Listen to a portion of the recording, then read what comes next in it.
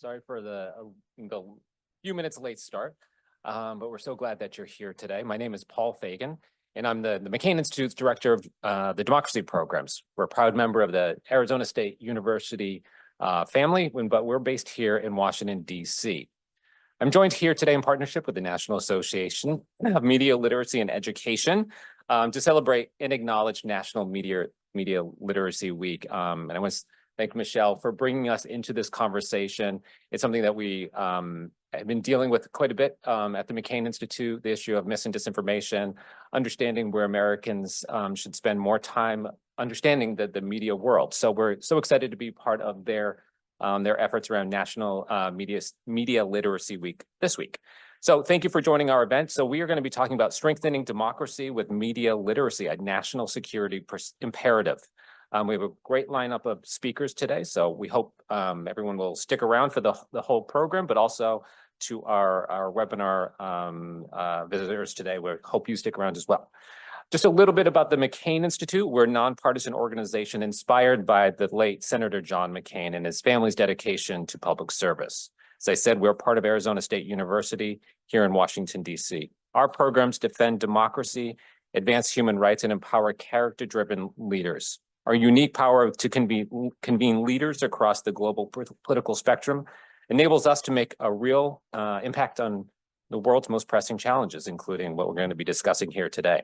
Our goal is action, not talk. And like Senator McCain, we're fighting to create a free, safe, and just world for all. So with that, I'm going to turn it over to Michelle from NAMLE to give some opening remarks from her side. Hello, everyone. I am Michelle Chula-Lipkin. I am the Executive Director of the National Association for Media Literacy Education. NAMLE has been working to see media literacy highly valued and widely practiced as an essential life skill since 1997. As the largest membership organization for media literacy education around the globe, we act as a convener, a leading voice, and a resource. And our community represents the teachers, scholars, students, community organizations, media makers, and advocates that work every day to advance media literacy education. In today's digital age, where information inundates our daily lives through various media channels, media literacy education has never been more critical. As we navigate a landscape fraught with misinformation and divisive narratives, the ability to discern quality information and make informed decisions is essential.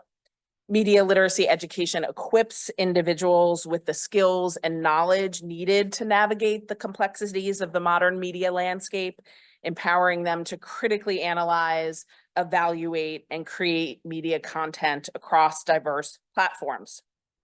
I'm incredibly honored and excited to be here today with you to address this very important topic, which is the intersection between media literacy and national security.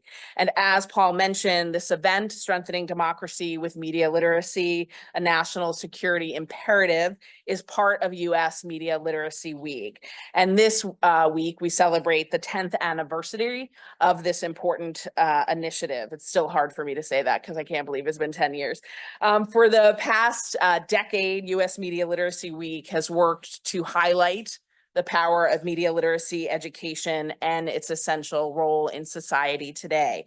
And we are super grateful to the McCain Institute for hosting us and for partnering on this very important event. And of course, I want to thank all of our sponsors, some of whom are here today, for their support. So it's likely not surprising that I spend my days thinking about the impact of media and technology on us as human beings and what skills we need to navigate this world successfully. And what I believe is that we need media literacy skills. I truly believe that our future actually depends on how we understand and navigate the mediated, technology-saturated world. And the role that media literacy can play in protecting our democracy is becoming clearer every day. Yet, media literacy education is not yet a national priority in the United States. And we believe that we have a moral imperative to improve the educational system to provide students of all ages with all the skills they need to succeed in the digital world. And Media Literacy Week gives us a chance to shine the light on that importance. So there are a lot of places that you could be today, but you chose to be here. I'm going to guess that you too are concerned about the overwhelming barrage of information and media content we are swimming in, the noise that pervades our information streams, and the lightning speed at which mis and dis and malinformation spread. And we appreciate your concern and are glad that you've come here today to listen, to learn, and to get involved. With the next presidential election just around the corner, I cannot imagine a better time to be having this conversation. So thank you very much for joining us. So what we're going to do over the next couple of hours is fit in several conversations. We are going to hear from some folks around the latest report that the McCain Institute published around defending democracy. We're going to have a fireside chat about national security. We are going to hear from election officials, and we are going to hear from people that are working towards solutions. And that we are going to do all in about 2 hours. So how about us? So we are going to shift things to the fireside chat being the first thing, just because we can contend with a lot, but apparently not Washington, D.C. traffic. So if I can have Paul and Sabra come up for this conversation, that would be great. Thank you so much.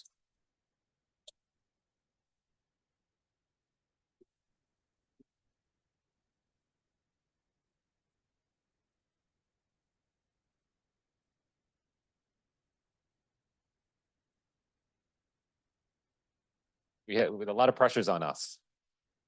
But as Michelle said, Washington, D.C. traffic, especially today, was pretty bad. Yeah, people are back at work, back in the office. So, but we're happy that everyone is here. Yeah, I want to say thank you to Michelle and her team for including us again in this important event. And today we're going to be really talking about this intersection of national security and media literacy. With the framing of our elections. Obviously, less than 2 weeks away, we are going to be headed to yet another election. Millions of Americans have already voted. Probably close to 1 billion people around the world have voted this year. So it really is the year of elections. But Sabra, I'm really sort of intimidated by being up here with Sabra because of her background. But somebody who also has reinvented herself, I think, throughout the years, starting a career in publication, writing, and then transferring into the national security field. Just a little bit about your background, as it's relevant. I'm not going to go through everything because this is, could be a long time up here talking about what you've done. But currently, she's the entrepreneur in resident at BMNT, a public sector innovation consultancy, and she's the author of the Creating Innovation Navigators. For the relevancy of this conversation, she was also the chief cybersecurity infrastructure security, CISA's innovation at the Innovation Hub, responsible for envisioning and establishing and developing innovation efforts across the agency, which unifies protection of the nation's cyber and physical infrastructure with the Department of Homeland Security. Prior to this, she was the director of CISA 2020, leading the change management of the agency and the director of stakeholder engagement and cyber infrastructure resilience. So a lot of acronyms there. She was also at the National Security Agency, Department of Justice, and the Office of Director of National Intelligence. So Sabra, thank you for joining us today. Pleased to be here, Paul, and just salute to you all for bringing this important topic to bear today, and it's exciting to be part of the conversation. So thank you. We're lucky to have you, but I want to just start off maybe in general terms because we have the backdrop of the elections going on, had multiple jobs, not only just dealing with some elections security, but also national security. So tell us how your background prepared you for, what you eventually got yourselves into, whether it was, in 2017, 2018, and then eventually in 2020 with the election. But I think it'd be important to understand your background and where you're coming from. so much, Yeah. Paul. And as you mentioned, I did have an 18-year career in academic publishing. The last 12 years, I was the publisher for what became the largest list of criminal justice books at the higher education level for Wadsworth Publishing. And back in 1999, 2000, I was part of a public-private partnership focused on cybersecurity and sharing information amongst not only private sector, but with government as well. And I was lucky enough to work at the time with Secret Service and FBI because nobody knew anything about cybercrime back in those dark, dark ages. And but it was on 9/11 when those folks that I worked with closely helped their colleagues in that fateful day. And I was determined to become part of our fight to help protect our country. And so it took me several years to figure out how to go from being an English major and a fine arts minor to working in national security, but I was able to make that happen. So I joined after being at Harvard's Kennedy School of Government. I was able to join the Office of the Director of National Intelligence and become part of the intelligence community. Strangely, intelligence and publishing are quite similar. You are taking information from someone and sharing it with someone else. It's exactly the same process. It's just very different providers of information and consumers of information. The ways that we share information are myriad and change as technology changes. So it was a fortunate transition. As I was in the intelligence community, as you mentioned, I was at the Office of the Director of National Intelligence and then moved to the National Security Agency, always focused on how do we help take what we know within the intelligence community and communicate it to stakeholders, whether it be other intelligence agencies, the executive branch, our foreign allies, partners, and academia, as well as private sector. And so I was always asked to do something that was very unusual and different and never been done before. So that was a lot of the background that served to help prepare me for a role I never would have anticipated, being part of what we found to be the Russian intrusions into the 2016 presidential elections. Maybe we should start there. I think, and we'll be talking about this later. We do have elections experts coming in. We can talk maybe about, you know, the ins and outs of running an election and whatnot. And we just did an event out in Arizona where we talked a lot about the issue of mis and disinformation, election administration. And one thing that did come up was this not the idea, but the fact that we really shouldn't be worried about our infrastructure, right? We have a lot of systems in place already, but the area of information, and that's what we're talking about here today, how Americans can protect themselves against the mis and disinformation. But bring us back to, you know, those 2016, 2017, 2018, what your work was, what you found, and, you know, just the facts there. I think you make a great point, which is it is a completely different day today than it was in 2016. So at that time, I was deputy director for our office at NSA, excuse me, on information sharing and collaboration.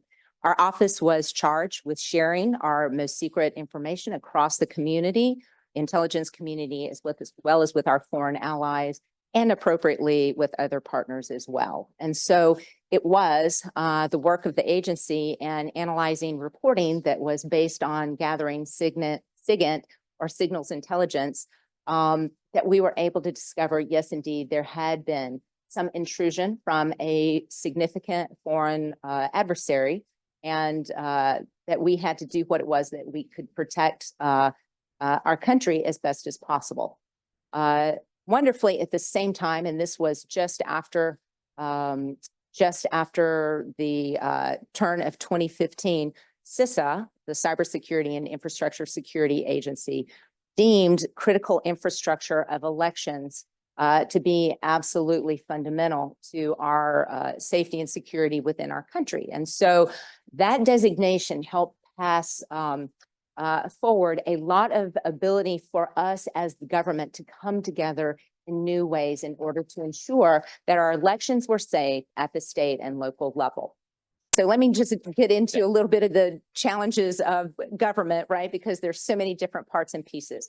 First and foremost, the intelligence community provides information to the executive branch and other partners in a lawful way. And so there had been tremendous information gathered about foreign adversaries and what was going on. So that's how we saw back in 2016, 2017, reflections in the reporting as to there had been intrusions and interest in our elections and in our election infrastructure. Let me be clear, there was never a sign that any infrastructure had been penetrated and that votes had been changed. Never happened. So that is an important point. Now, intelligence community is very separate from the rest of government, including our state and local partners and allies. And so it was two worlds that had never met before. There was tremendous information within the intelligence community, but yet state and local officials had to be quite separate from what went on, and they didn't understand what had taken place. So we were able to work when I came to CISA and stood up the election task force in September 2017, we were able to reach back into the intelligence community to leverage that which we knew and able to provide that information at a classified level to state and local officials, election officials and secretaries of state. And so it was a whole of government operation at that time to really understand what had happened and how people needed to stay safe in keeping that infrastructure protected. And so I salute a large number of government partners to include not only the NSA and a team of amazing people brought things to bear, but also CISA at the time, the FBI, our colleagues at NCSC, which provided one-day top secret clearances for state and local officials so they could have understanding of what reporting had taken place, and a wide range of folks within each of the states who worked so very hard to ensure that the infrastructure had been protected once it was seen that there had been intrusion. I'd like to pick up on this issue of your the briefing of state and local officials. Again, last week we had an event with one of the officials from Maricopa County, one of the largest counties in America, and always mentioned in elections just because of its size and its importance to elections. We also had the Secretary of State of Arizona, who's in charge of elections for the whole state.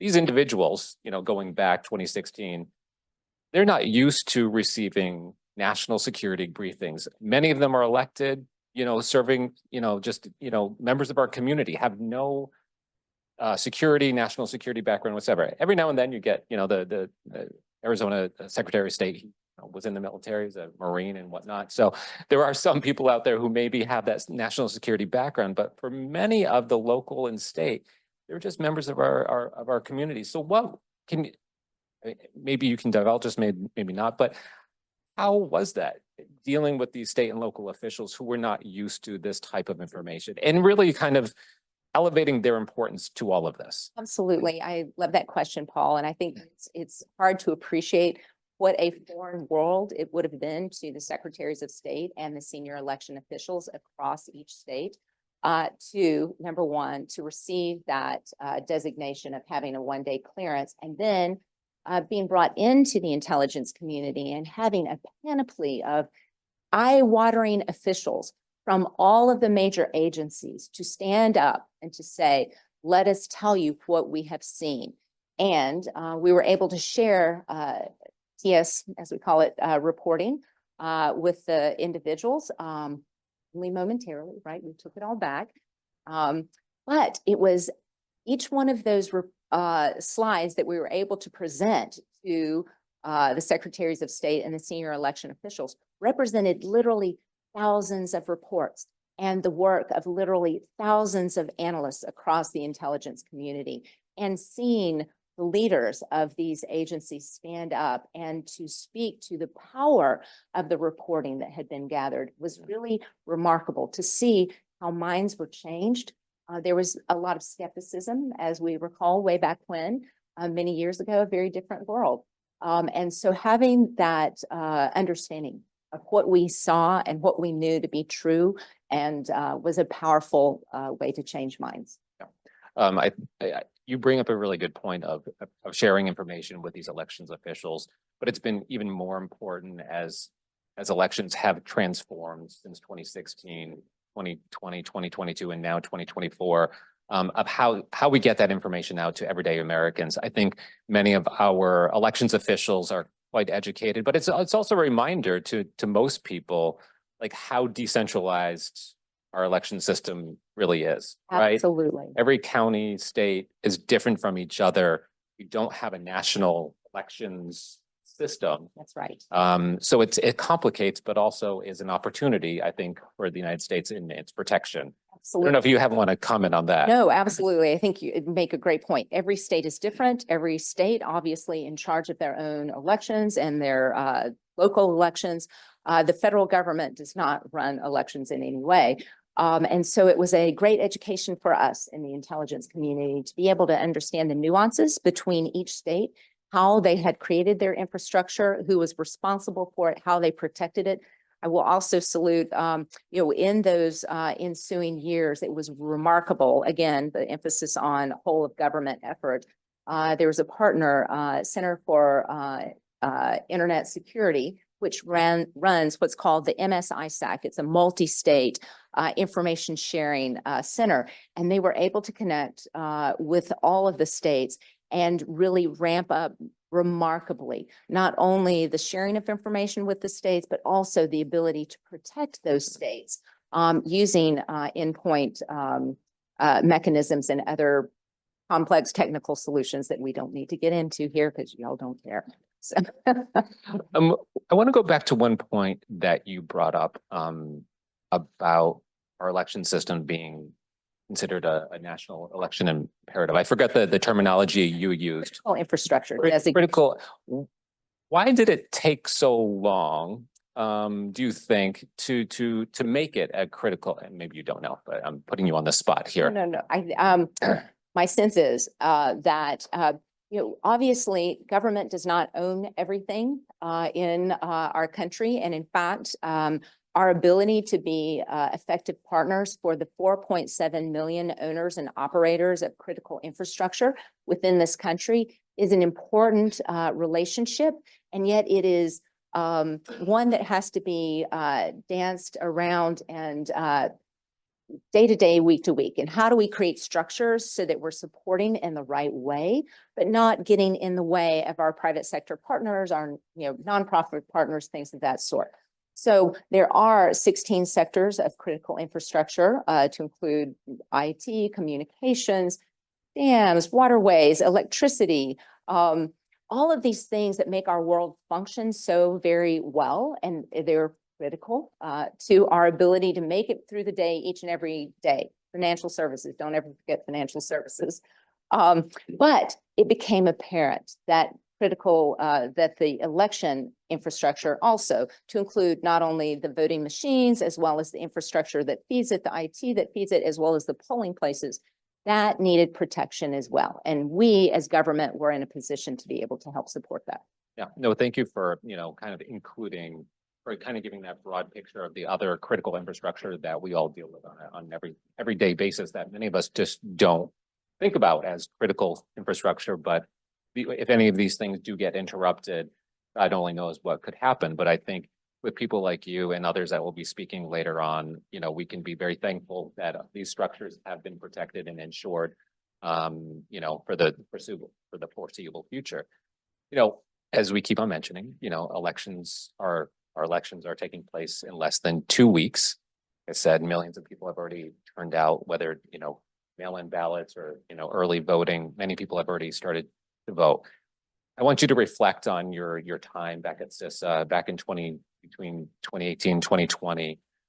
What do you think are some of the biggest lessons learned, or some of the things that you think maybe we still need to be focused on, or, just some of your reflections between, then and now and where we are? Absolutely. Well, I think the biggest lesson learned for us in the intelligence community was that it was a very different time in 2016, 2017, and that we in the intelligence community looked to be part of the whole of government solution. But we realized it wasn't really the critical infrastructure security that was so important in that and all ensuing elections since that time. it really was about ensuring that we had an understanding that our foreign adversaries were not really focused on damaging the critical infrastructure. It was more of a how is social media being used to help influence what it is that's taking place. And so it became not a whole of government solution that I think we needed to take, but a whole of society approach that we need to take. And so you will hear from incredible experts like my colleague, former colleague, Matt Masterson, who is a encyclopedic walking wonder of all things election. So you'll get to hear lots of details there. But I do want to emphasize the challenge that we have now. Each and every one of us has a responsibility in helping to ensure not only the integrity of our elections, but more importantly, how we are consuming information and our ability to stop misinformation and disinformation at every turn. And so the responsibility lies not only with the structures that we have in place, but also each and every one of us. And so our responsibility is to ensure that we are good consumers of information, that we're responsible consumers of information, that we don't consume information we know to be not factual, that we are not sharing things that we know that are not factual, that we are assiduous in making sure that we stay focused on, is this opinion or is this fact?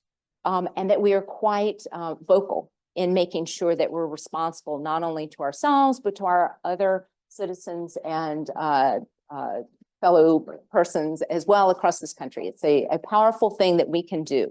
I think we've got to stop looking to everyone else to keep us safe because we can do our own work in keeping us safe. I think that's kind of a great point. We are often responsible for our own intake of information.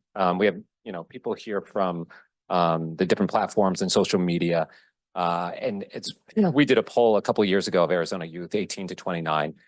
And, now that data is probably out. I'm going to wrap up in just a few minutes. But, young people are getting their main information from YouTube, from TikTok, from Instagram, from Snapchat and others.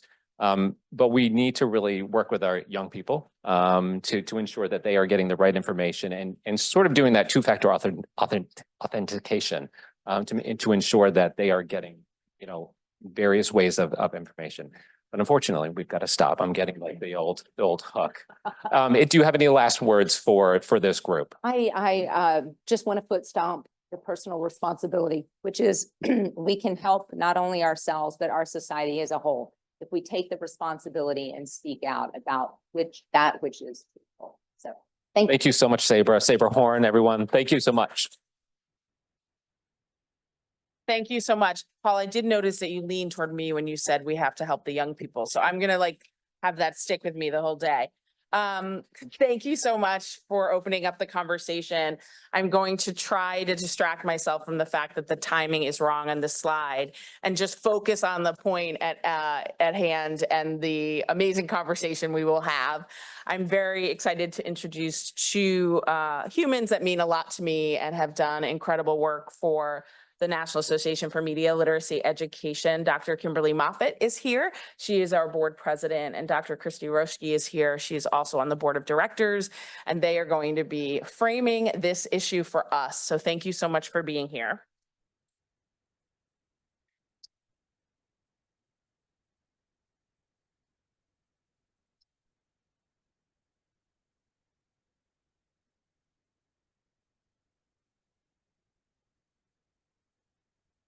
Morning. Yes, good. So glad to be here. I am traveling from Baltimore and forgot all about what DC traffic was like. So I was reminded very early, but glad to be here and really excited to have this conversation, especially with someone that I know and is certainly an expert in the field. So our task here today is really to center the issue. And it seems to me that Christy, of course, you are the perfect person to talk us through what the intersection of media literacy and national security looks like. We sit on the board at NAMLE together, and you also sat on the task force of defending disinformation attacks on U.S. democracy at Arizona State's McCain Institute, as well as Walter Cronkite School for Journalism and Mass Comm. Can you tell us a little bit about the work of the task force and what it set out to accomplish? Oh, there we go. Sure. So yeah, so like the rest of the world, the McCain Institute and the Cronkite School have been following closely sort of the impact of disinformation on democratic processes and how it's been used as a tool to interrupt a lot of different processes and undermine trust. For the Cronkite School, especially in the media, but for other institutions as well. It's an incredibly complex topic, and so we decided to convene a group of experts from a range of backgrounds. We've got tech, policy, researchers in academia. With support from the Knight Foundation and Microsoft, we convened this task force.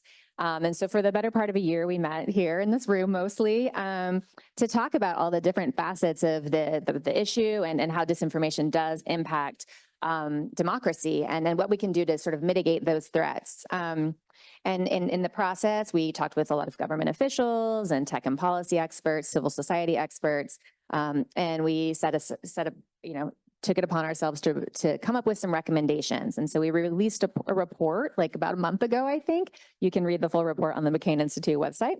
And so we have a series of recommendations of which media literacy is one of them.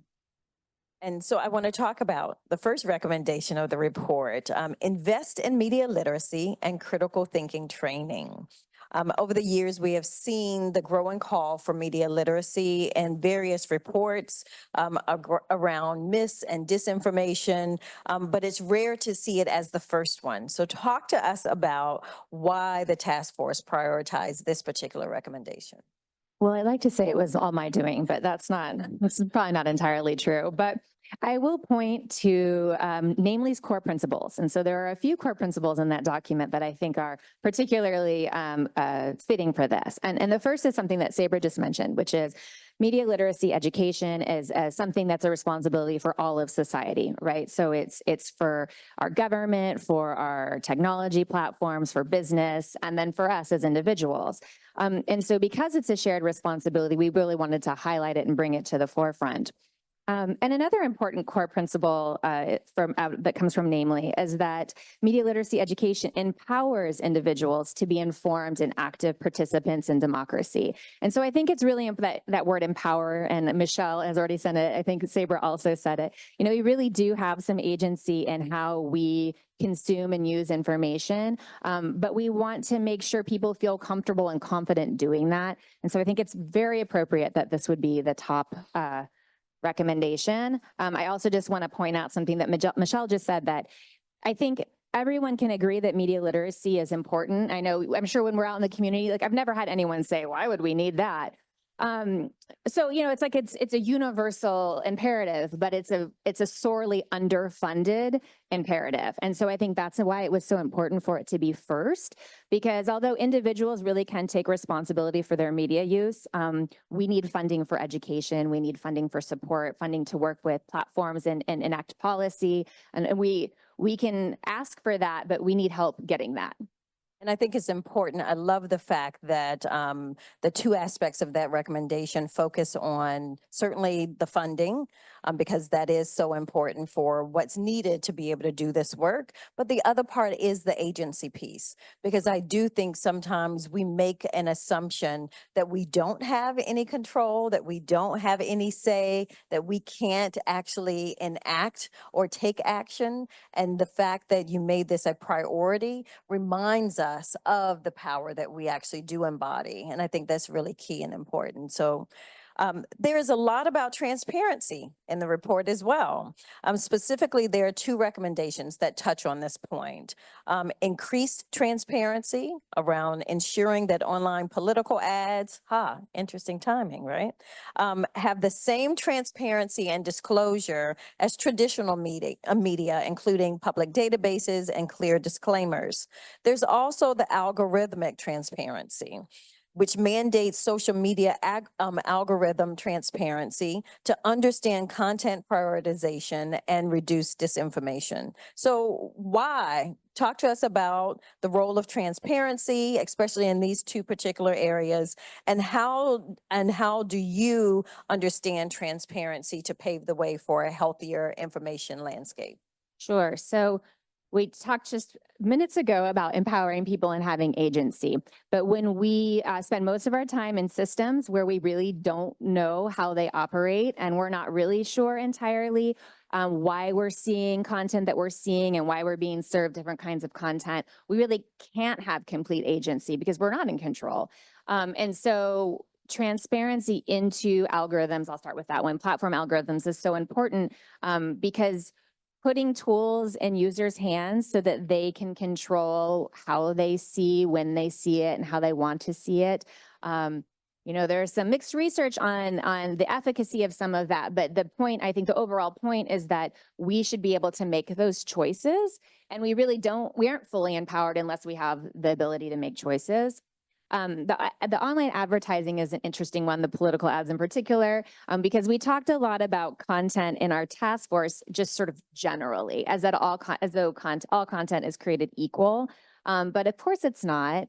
And that targeted advertising can be particularly insidious at times. And it also operates under different rules that are very opaque to most people. I think we all think like we maybe basically understand advertising on television, maybe kind of mostly. An ad comes on, you're like, oh, it's an ad. But how it happens online and on platforms is very different and can be very confusing to people. So to sort of separate out advertising as a sort of separate entity seems like an important call out on that transparency piece. And I also think it helps to clarify for all of us, right? Absolutely. What actually is being done in media, because I do think there's a tendency, again, because of mis and disinformation, that we're confused and we don't know what is so-called fact or truth. And so adding this layer of transparency, I think in our media will help folks even more so to think about what they're doing. Yeah, and I'll just add one more thing, which is that you just made me think of, which is, Paul mentioned the youth, all of the youth and how they use media, but really this is a problem for people of all ages. Absolutely. And older people who are used to more traditional forms of media have their own challenges when it comes to understanding these landscapes and how transparency or lack of transparency might impact them. I think I'll speak as an old, might tend to think that For herself. yeah, that's right. No, only me. that things still work in that same way. And then for younger people who don't know any different, they have their own set of challenges, but it's challenges across the board, right? So I think that's key, because I do think you're right that there are generations who are thinking about the media in the way that they've always understood it, right? To mention Walter Cronkite, right? That became a barometer of someone who was a quintessential journalist that a lot of people gave faith and trust into, right? While we are now at a space and time that everyone on television is suspicious. Everyone on YouTube is suspicious. Everyone on any social media platform, we question and wonder whether or not they are presenting the accurate information. So transparency does become even more important to us. So let's talk about, there's this really interesting quote from the executive summary that I found compelling that says, quote, "The very technology we created to bridge global communication gaps is now being used as a tool for control, undermining the democracies we vow to safeguard." This seems particularly relevant for where we sit right now, but certainly at the intersection of media literacy and national security. And it also seems that in some way it is out of the bottle. So it's like a genie out of the bottle, I should say, right? That it's out of our control for sure. Do you think that there is a way to get back to some of the optimism about the potential of technology? yes. Really? I would not consider myself a techno optimist necessarily, but think of how much our lives have changed for the better with every new advancing technology. We understandably focus on so many of the negatives because they are they pose such danger and such threat. But we can get so bogged down in the danger and the threat that we forget that, like, I have access to all the information ever created in my hand right now. And that is, I feel like that's a net positive. Was that the expression? But what we need to do is we need to build resilience and a better understanding. This is why media literacy is so important, because as one tool to help us understand how to harness that technology. I mean, people are always nervous about new technologies from back when the printing press was invented. And somehow we figured out how to use the printing press for good. And I think when we focus so much on the negative, we forget what a tool of empowerment most technologies are. And the better educated we are about how to use them, the more transparent they are, the more good policy and legislation can help mitigate the dangers, then I think there is a lot to look forward to. So You look like you don't believe me. I'm still a bit skeptical. I understand. I have Gen Zers in my house and sometimes wonder if we actually can see the positives that come out of this. I mean, I do think that there is such value to all of the technology we have access to. I mean, to your point, we do have so much sitting in this one device, but I also worry about the ways in which it gets used. That again, around misinformation, disinformation, what is it doing in terms of the messages that younger people, in particular youth, as Paul talked about, are receiving and how they are receiving it? So talk very quickly. I know because something you said struck with me and I wanted to hear your thoughts. This piece about resilience. What does that look like? Well, it looks like a bunch of things, right? There's no one way to build this. And again, go back to the whole of society challenge here. But, it strikes me that I have a Gen Alpha. And so, conversations among family, right? Parents need to be involved in having conversations with their children so that they can boost resilience and not have it be these punitive conversations. I'm sure you have conversations with your children all the time because you are an expert in this field, but you don't have And to they be, don't like it. I mean, neither does mine when I tell him to get off Fortnite, but but you don't have to be an expert to have these conversations and have a better understanding of how we're all using technology. I have these same conversations with my parents. So helping each other learn more about the pros and the cons of different uses of technology, different forms of persuasion, who might be trying to trick you. Nobody likes to get tricked, so who might be trying to sell you something that you don't need. We all need to help each other and support each other. And that's how we sort of boost that resilience. And K-12 certainly is a very important training ground, but it's also, so many great nonprofits. We'll hear from some great people today who are doing all kinds of cool initiatives, free online education, working in civil society. And we need to help ourselves be better, confident consumers of media. And there's always going to be goods and bads, right? But Always, yeah. always. But this is the way we can emphasize the positives. I'm going to take your piece and be encouraged. Thank you so much for this conversation. So thank you again for being here. Thank you for being part of the 10th anniversary of US Media Literacy Week. Thanks to our partners and our sponsors for making all of this possible. I am so excited for this next panel and my opportunity to talk to these amazing people. I have not been in the same room as Matt Masterson ever. That's a good policy. Can you hear me? Am I on mic? Okay. I've been told we have to make sure we speak up. So this panel is about keeping elections safe and secure. And it's worded that way for a reason, because our elections are indeed safe and secure, and we're going to keep them that way. I am so honored to be with these incredible election experts. I have had the amazing opportunity to work with Amy Cohen from NASID for many years. I honestly am like obsessed with elections now because of her. And on November 5th, I will be working the polls in New York City because of her. She didn't force me to do it, but she just inspired me.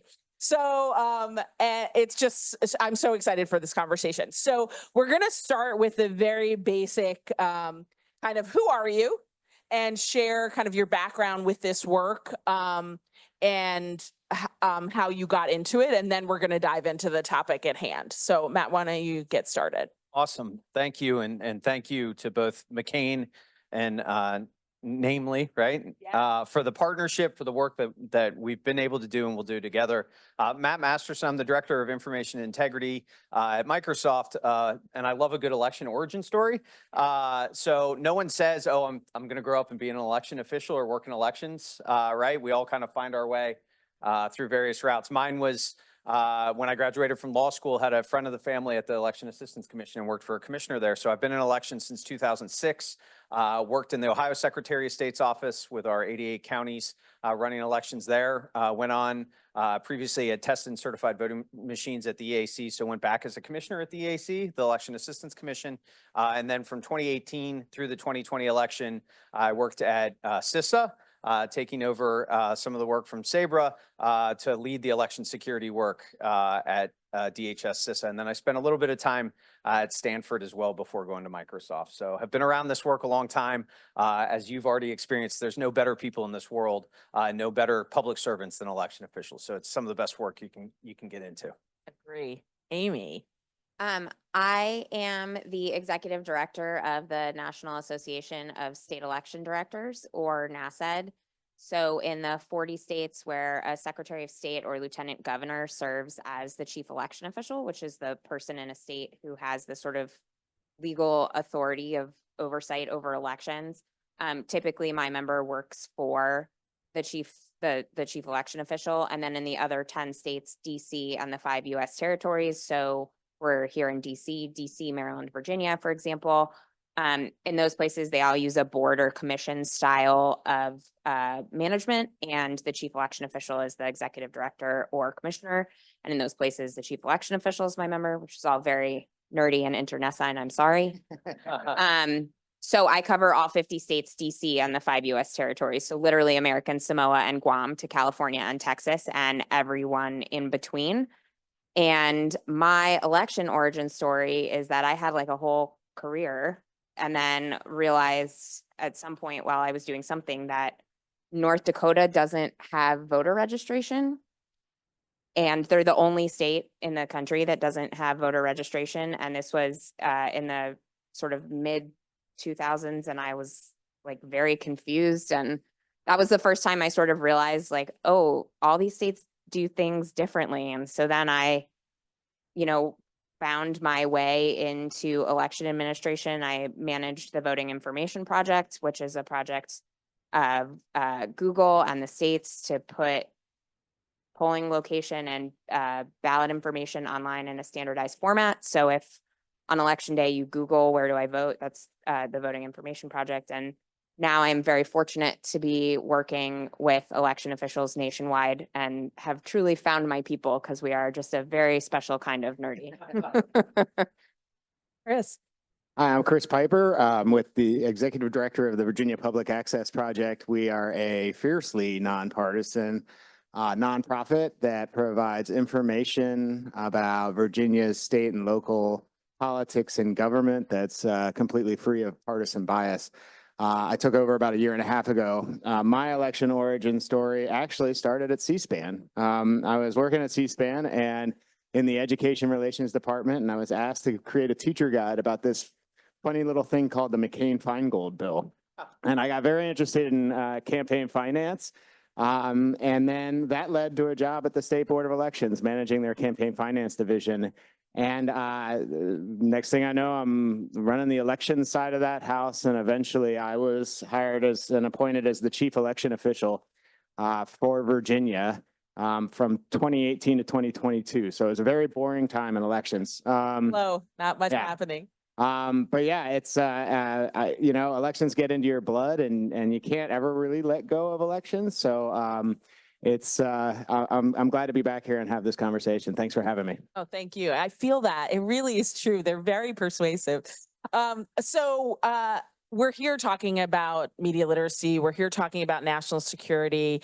I know we've had many conversations about the impact mis and disinformation has had on the election process and on elected officials. So Amy, I'm going to start with you. if you can kind of summarize from where you sit, how mis and disinformation has impacted your members, has impacted the process. False information, which is what I call it now because Michelle told me to. Um, but false information really touches every part of elections. So it impacts the voter experience because it leads voters to not understand or be confused about how elections, like the practical matter of election administration, how that is happening, where they live, but also nationwide. And for my members, that also affects them because when voters are confused or have questions, that impacts the way election officials can do their jobs. Election officials are not afraid of answering questions. They love answering questions and love talking about elections, but it sort of shifts the kinds of questions that election officials get and certainly the tone of questions that they get. And false information has really affected the sort of policy and legislative environment that election officials exist in, because we are seeing, especially over the last 18 months or so during legislative season, we saw a lot of legislation over the last couple of years that I would say had its origins in misunderstandings or about election administration or false information about election administration. And then election officials, when that passes, election officials have to follow the laws of their state. And so then that means that they're, sometimes trying to navigate legislation that is grounded in a premise based on misunderstanding or false information, or they have to, work closely with their legislature to try to explain election administration.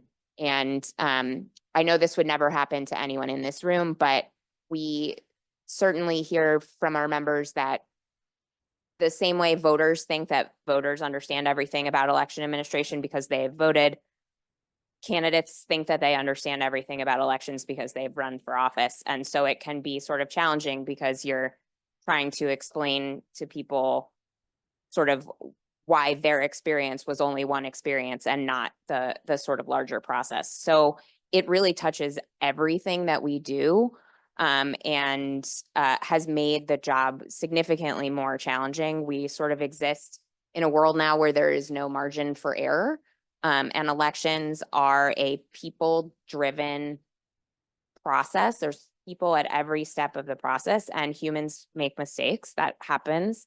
But unfortunately, now we're in a position where there is no margin for that, and we see mistakes get blown up and used to drive a narrative and fulfill sort of this false information cycle. So it has become a very challenging environment to work in. Chris. Yeah, I mean, I look back, I want to go way back and, prior to 2000 and Bush v. Gore in Florida. Yourself, man. Yeah. But I mean, immediately, I think prior to that and even immediately after that, an election official's creed was, if I'm in the newspaper, I did something wrong. And so communication, with the media and being out in front of, getting in front of problems has not been, the creed of the election official. Combine that with the fact that especially in modern elections, and I would say going way back, every election cycle, an election official has to tag on a new line to their job description. And it's increasingly complicated. In 2004, when I did my first presidential election, if you had said cybersecurity, I would have thought we were in Star Wars, right? Like, I didn't know what you're talking about. But, we went from butterfly ballots and then we have, direct recording electronic machines. And then now you're back to, the optical scans. It's been one thing after the other. 2016 comes along and suddenly we're cybersecurity experts. And then 2020, now we're not only like managing a pandemic, but then we're in Virginia alone, we had 6% in 2016 who voted by absentee ballot.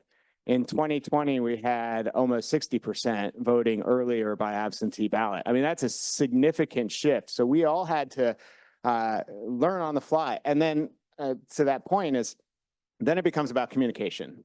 And this is not a skill I think a lot of election officials were really trained in, and it was something that we had to learn very, very quickly. I want to thank NAMLE because in 2021, Virginia had a big gubernatorial election, and we were kind of, I think, the first real test following 2020, and we relied on the information that was provided on how we could better communicate what's happening in elections. But it's when it comes to false information, I can't reiterate Amy's point enough. It just makes the environment a lot more tricky, a lot more difficult. Administering an election is a complicated, very difficult process. And it's complicated and very difficult for a reason, because we have to have double checks, triple checks. We have to have chain of custody. We have to have a massive organization. I mean, it's thousands and thousands of people to put on an election in just a state. And sometimes it's thousands and thousands of people to put an organization, put on an election in just a county or a city. And so combine all of that with then having to combat misinformation. It's a challenging environment, and yeah, it's a lot of work.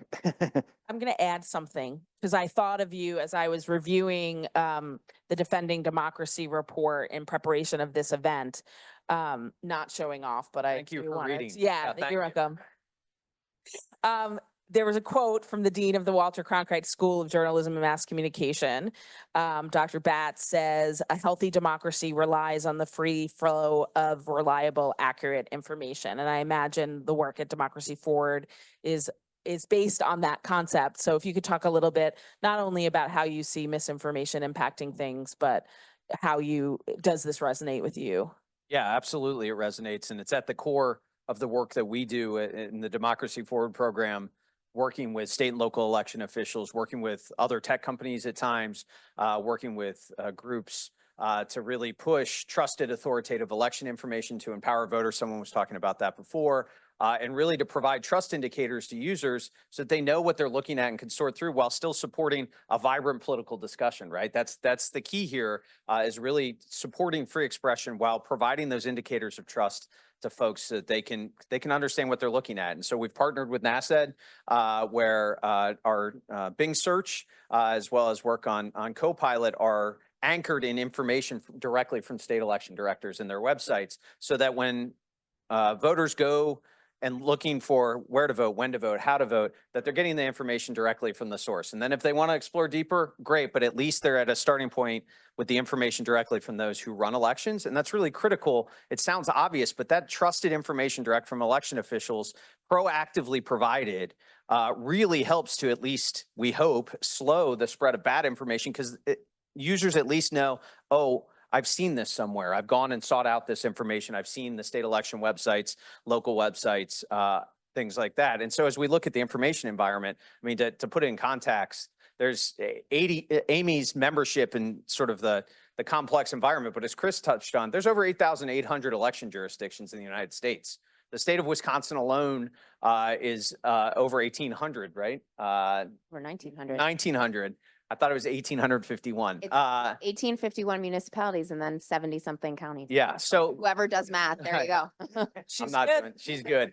Complex, right? The key here is complex, and each one of those is different, right? And so as we look at the information environment here in the United States specifically, every county, every township, every city, let alone state, different systems, different policies, different procedures, and different people, right? So this is a really challenging information environment to navigate. And then the internet doesn't respect any of those boundaries, right? And so if we go back to 2020 and look at something like SharpieGate, which was in Maricopa, Arizona, right? And allegations about use of Sharpies bleeding through to disenfranchised voters, we had election officials being asked about Sharpies and use of Sharpies across the states that didn't use Dominion voting systems, that didn't use Sharpies, had none of that. But that's the way the information environment works, right? And so election officials have embraced this challenge, as they always do, and really proactively sharing information. And as I think a previous panelist said, as Chris has alluded to for himself, as an old in elections, I think back to my time in Ohio following the 2004 election. bad information and conspiracy theories are not new to election officials. History is littered with candidates that can't have possibly lost an election. And so there are theories around it. So 2004 in Ohio, there were allegations about debold voting machines rigging the election in Ohio to swing the election. 0 debold voting machines in the state of Ohio in 2004. 0. And I'm still asked about it. I live in Ohio, still asked about it to this day, right? These themes, this information persists election after election. And the other thing to keep in mind is that election officials, state, local, are not shrinking violets, shrinking flowers. They are used to being challenged. They are used to being asked for information. They are used to the political environment that goes on. And so the environment we see today that is leading to charges and death threats, they report these things only when it reaches a really dangerous level. They do not want to put themselves in the spotlight, as Chris said, and they do not want to be out in front on this. But it has gotten to the point where we're literally seeing convictions for death threats against election officials, which is something I had not seen in my experience. And so as we look at the impact of the information environment, it's that. It's the literal safety of those who run elections. I'm part of a group called the Committee for Safe and Secure Elections that brings together local election officials with local law enforcement. This is a group that is doing tremendous work, but wouldn't have even needed to exist, quite frankly, back when I started my career. But now that coordination across law enforcement and physical security is top of mind for all election officials in this information environment. So Chris and Amy both referred to some work that we have done together, namely and NASED, and we connected after the 2020 election, specifically around this idea of what do election officials need in this space? How can media literacy experts help you? And what was really apparent quickly, which is so interesting because a lot of our work as media literacy educators is to teach people how to identify false information and identify reliable information. And clearly election officials don't need any help in identifying false information about elections. They run them.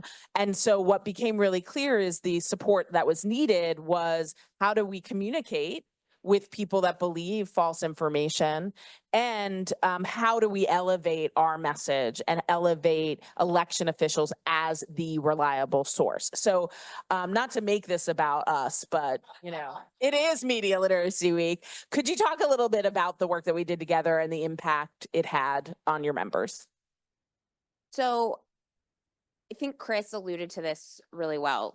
In 2020, we saw election officials sort of have to shift into communications professionals and sort of add that to the long list of their already really complicated job descriptions. And, I mentioned that election officials love to talk about elections, but we love to talk about the details of elections. We're down here and everyone else is up here, and that's okay. That's what we do, but we have a hard time making that switch. And so one of the things that I, heard from my members is we're having trouble communicating in a way that cuts through the noise, right? Election officials are never going to be the loudest voices in the rooms. I bet that a lot of people in this room, and certainly a lot of people watching, don't actually know who their chief election official is, or don't know who their local election official is. And it's because election officials are just not the loudest voices. And so working with NAMLE helped us identify tactics that election officials can use to make the information that they're providing stickier, for lack of a better way of saying it, right? So what are the things in our brains that are, what are the biases that are sort of innate to the human experience that we can leverage to help the information we're putting out stick around longer with the people we're delivering it to? But also, why do people believe the things that they believe, and how can we sort of worm our way in there? So the thing I come back to the most is repetition bias. So, I think a lot about how a couple of years ago, no one was talking about, our elections rigged. That was not that was not it. But because we've repeated it over and over and over and over again, that's just the way we talk about elections now. And election officials are guilty of it too, since I just did that. But what Michelle helped us learn and really helped me learn is election officials can use that principle too. It doesn't have to be people sharing false information using repetition bias. Election officials can use repetition bias. Election officials can have a brief, elections are safe and secure. Election officials are the most reliable source of elections. We can use the same language over and over and over again to leverage the same principle. And so we worked to do a bunch of trainings for my members, and we've done them a couple of different times to focus on what are these principles? How can election officials use them? And then the thing I was really, really excited about that we did is we made templates, because I'm a very small staff. And I think when I'm like working with election officials, I think, would I be able to do this? Right. So when I'm talking to people about communicating, would I be able to do this? Can I make a graphic for social media? Can I make a slide presentation that has compelling graphics? And frankly, the answer is no. I don't have time. I'm doing too many other things.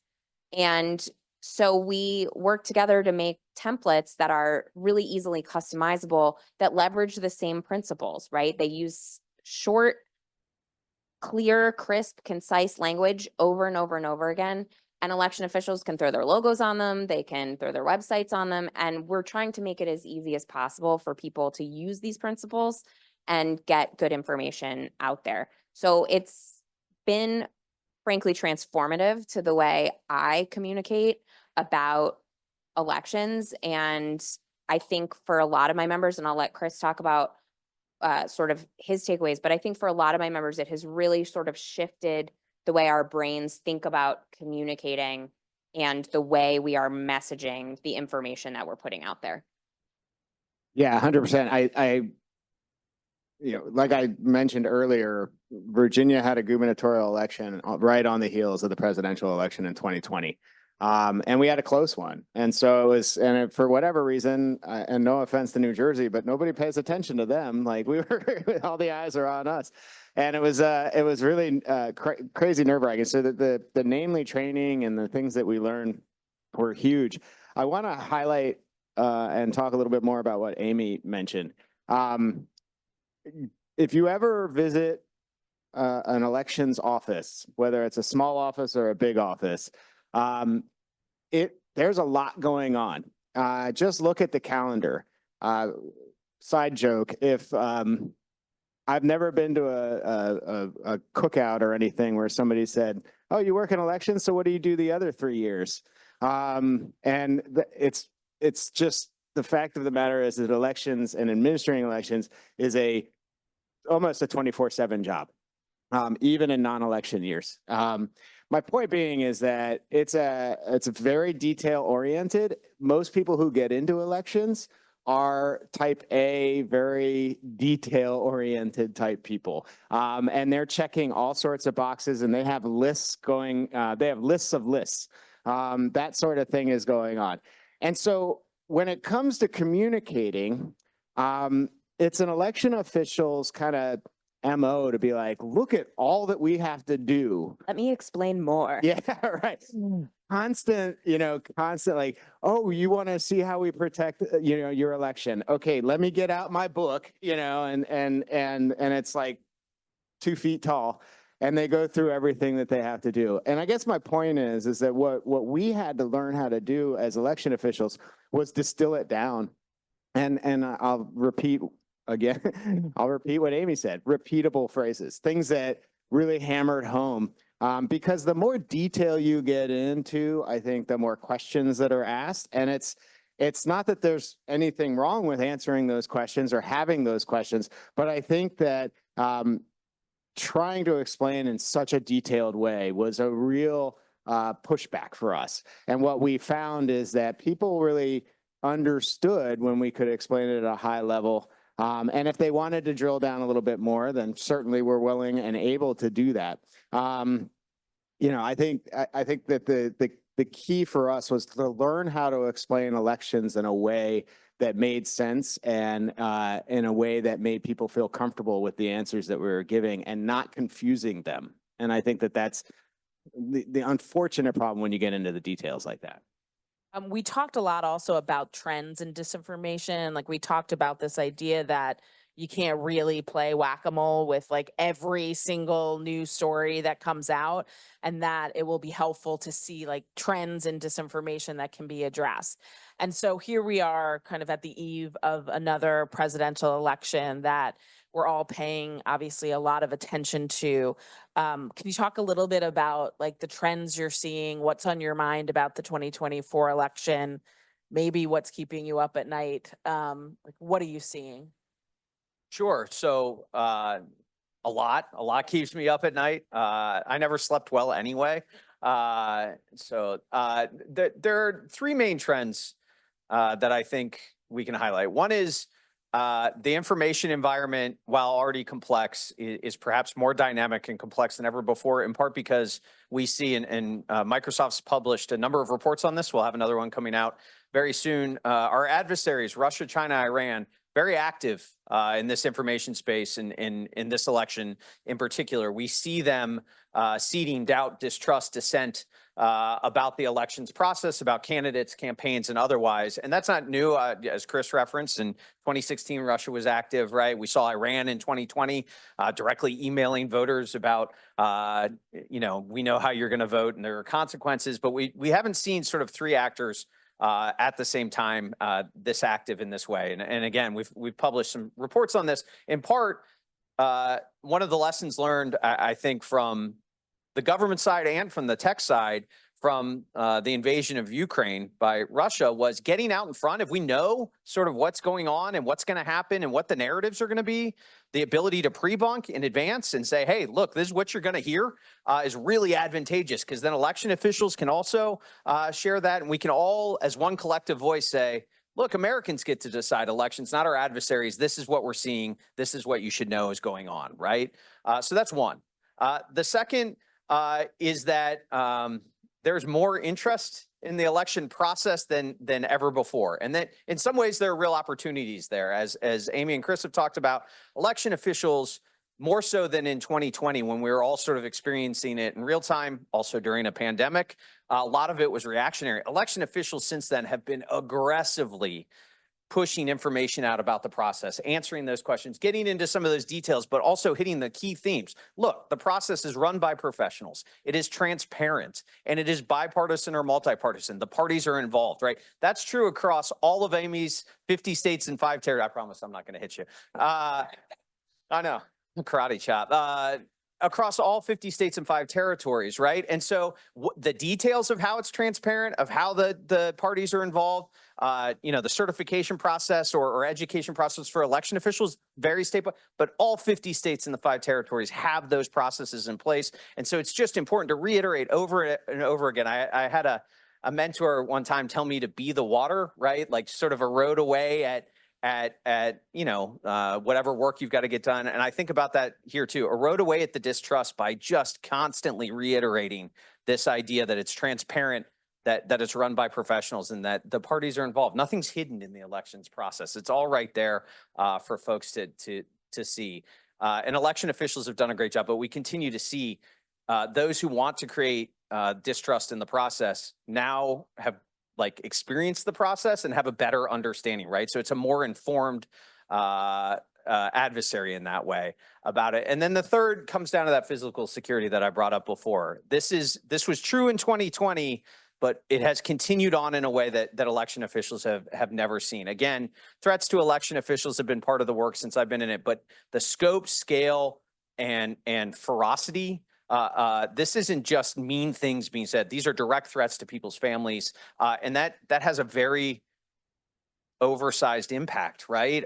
It is scary. And the instinct for election officials, candidly, is to protect their staff and protect their families even above themselves. And it has a very real impact on the operation. So for me, those are sort of the three overwhelming trends. But I will say, if the 4 of us sat here in 30 minutes, we could tell you what the narratives are going to be, because they're the same narratives year after year since I've been in elections. Things around rigged voting systems, stuffed ballot boxes, illegal registrations, right? The themes are the same. How they're going to generate themselves, what they may look like, may vary. I get asked this all the time, and I always say, if I could predict the narratives, the specific narratives that were going to go viral, this is not the job I would be in. But also, who in 2020 had on their bingo card chickens eating ballots, right? Like this, Matt's absolutely right. Like the themes are things that we can clearly identify. And frankly, some of them are things that we're seeing play out, but it's the specifics where you never know sort of what creative liberties are going to take off and catch on. But so in terms of sort of the trends that I think, Matt talked about the diffuse information ecosystem, and one thing I'll emphasize on that is it's not just that it's more diffuse, it's that a lot of activity has moved into closed communities. And that is challenging for a whole host of reasons, from a national security perspective, physical security, cybersecurity, but it also means that we often don't have full visibility into a narrative until it is mature, right? Once it spills out of the closed community, then we know. And by that point, it has already sort of taken root within that group. And so that's a real challenge, because we can only pre-bunk or even push back on the narratives that we know about. And so if we don't know, we can't address it. But to Michelle's point earlier, right, the whack-a-mole approach we've learned is not necessarily the most effective. But I do think that shift towards closed communities is certainly a challenge for election officials. I know it's a challenge for the national security community and the intelligence community as well. On the physical security front, NASED was really, unfortunately, very early in the game of waving our arms and saying, we need help. Election officials are scared. My members are dealing with threats. We don't know what to do. We are not equipped for this scope and scale. The thing that we've seen in terms of a shift is, Matt's absolutely right that election officials have been at the center of this for a long time. We're at the intersection of sort of politics and people.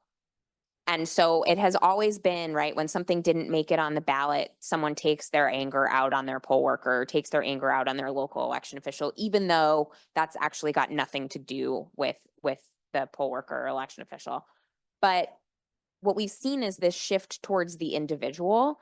So it's not this policy or this office's decision is bad. It's you are a traitor. You are a criminal, right? And so that shift has really changed the way election officials are experiencing their jobs, because, as Matt said, it's scary, right? And they want to protect their staffs and they want to protect their families.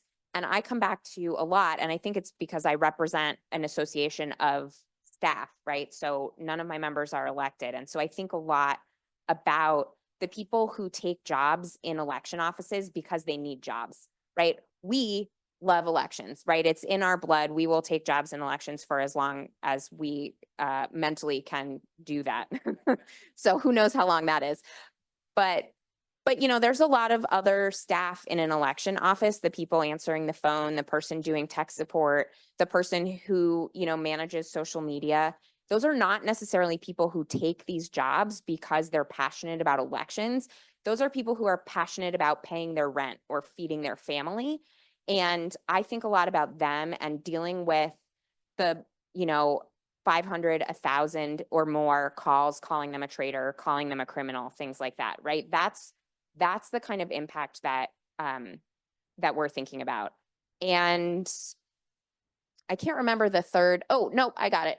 So I also have been thinking a lot about the post-election period, because I think that for a lot of Americans, we think November 5th, great, the election is over, and maybe we won't have results. Spoiler alert, we won't, because it takes time to tabulate all those ballots. But I think the average person is thinking well, maybe we won't have results, but the election is over. No, election officials have a lot of post-election legal responsibilities to tabulate every eligible ballot to make sure that their results are correct. They do audits, they do recounts, they do recanvasses, they do all kinds of things in the post-election period. And then those results have to be certified both at the local level and then at the state level. And then because we're talking about a presidential election, we're also talking about the Electoral College. And so for me, one of the things that keeps me awake at night is thinking about the post-election period, because that is a completely different information ecosystem, I think, than what is sort of the pre-election period. You know, I think back to 2020, where on election night, I remember saying to Matt, election officials did a great job. Like, this is incredible. What we have been through over the last 8 months is like, they're going to write books about this. We killed it. Like, I'm so proud. And then woke up the next morning, you know, after 3 or 4 hours of sleep and was like, what is happening? Because it very quickly shifted from this story of resilience and, you know, election officials are heroes into something completely different. And so for me, the post-election period, it makes me really nervous. And so, you know, I'm going to take advantage of the fact that I have a microphone and an audience right now to say, we are not going to have results on election night. And that is normal. We have never had election results on election night. It has always been that results take time to be tabulated. Every eligible ballot needs to be tabulated and counted. And those dates and deadlines are different in every state. And that's their state law. Election officials don't make state law, they follow state law. And so election officials are going to do everything they are obligated to do under their state law and also meet their federal electoral college responsibilities as well. But like, we need to be understanding that and talking about that now, because it's normal and it has always been the case. What has changed is America's political composition. So races are getting tighter, and election officials don't call races. We just tabulate ballots. And so we need to be talking about this now loudly and everywhere we can, because the post-election period is going to be sort of information overload, and it's going to be very chaotic. So Amy brought me back. March of 2020, I was asking my team and asking NASED, you know, are we going to be able to have an election in November? And I went to bed that night on election night, like, going, man, we did it. But what keeps me up at night, it's gonna be quick, but I am gonna go back to 2013. But seriously, we had a very close election for Attorney General in Virginia in 2013. And when I came in the day after the election, you know, we were starting our canvass, which is the counting of votes, the official counting of votes. And by the time I had gotten in that morning, the candidate who was in the lead when I went to bed had switched, right? So you had another candidate in the lead. And what had happened is a very, very American, patriotic, 75-year-old woman, I can only assume, accidentally put like 1,000 on one candidate's side and 2,000 on another candidate's side. She just flipped the numbers. And I say she, but it could have been anybody. We just know that the numbers were flipped. And as they went and looked at the tapes and they looked at what happened, they realized their mistake. And so the candidate who was losing was now winning. And it was this one simple mistake in this one little precinct that changed everything. And it kind of wasn't a big deal. Like, people were like, what happened? And we said, we explained it. And people were like, oh, okay, well, we appreciate you letting us know. So I'm going to reiterate what Amy said. It's the post-election process. What is going to happen is incredibly, perfectly normal. It happens every election. There are nice, wonderful people working for reduced pay, and they're working 15, 16, 17 hours, sometimes even longer than that. And they're going to make mistakes every now and then. And that's what the whole process is for. We go through this, what we call a canvas, to count the votes to correct any potential errors that may have happened. And it's all perfectly normal. And so it's about getting out in front of that. It's about explaining that. But the problem is that when you have this vacuum where people are waiting for information, you know as well as I do, that's a perfect opportunity to flood the zone with false information. And so I can't reiterate what Matt and Amy have said. We know that it's going to happen. We have to be out in front of it. We have to be thinking about it, and we have to inform as many people as possible so they can stay out in front of it. But trust me, everything that happens in the days after the election is perfectly normal, and you want it to work that way. It's about double and triple and quadruple checking to make sure at the end of the day, the elections are the way the people voted. And just so you know, I've worked 2 statewide recounts and a number of other recounts. I have yet to see a significant shift in votes. We're talking in that election, I think there was probably 2.5 million votes cast. There was maybe a shift of about 35 votes. And what it wasn't because somebody screwed up. It was because votes that hadn't been able to be read through the machine, ballots that hadn't been read through the machine, were counted by judges or recount officials. That was it. The actual count that we certified was in fact pretty close to correct. Okay, so I have one ending question and then we're going to go to our last panel. For the general public that is swimming in election news and trying to decipher the, polls and, everything that's breaking every single day, what advice would you have for the general public? Mine is turn off your notifications, but how do you want the general public to swim in this space? I think the kids say touch grass, right? Yeah. Like touch some grass. No, that to me, it is the 3 Ps of a voter. Be prepared, have a plan, right? Know how you're going to vote. Right now, across the vast majority of states, you have multiple options. 97% of voters in this upcoming election have options on absentee, early, or election day. So just have a plan. How do you want to vote? And then participate. Make sure you're a part of the process. Make sure your vote or your voice is heard through your vote. But really understand sort of what your approach is going to be, and then share that with others and share that, with neighbors, your communities. I think of next door, right? Like there's so many opportunities to share that. Sort of what your plan is, what your approach. Oh, did you know that we have these options and sort of how this works? And then go to your election officials as your trusted source of information.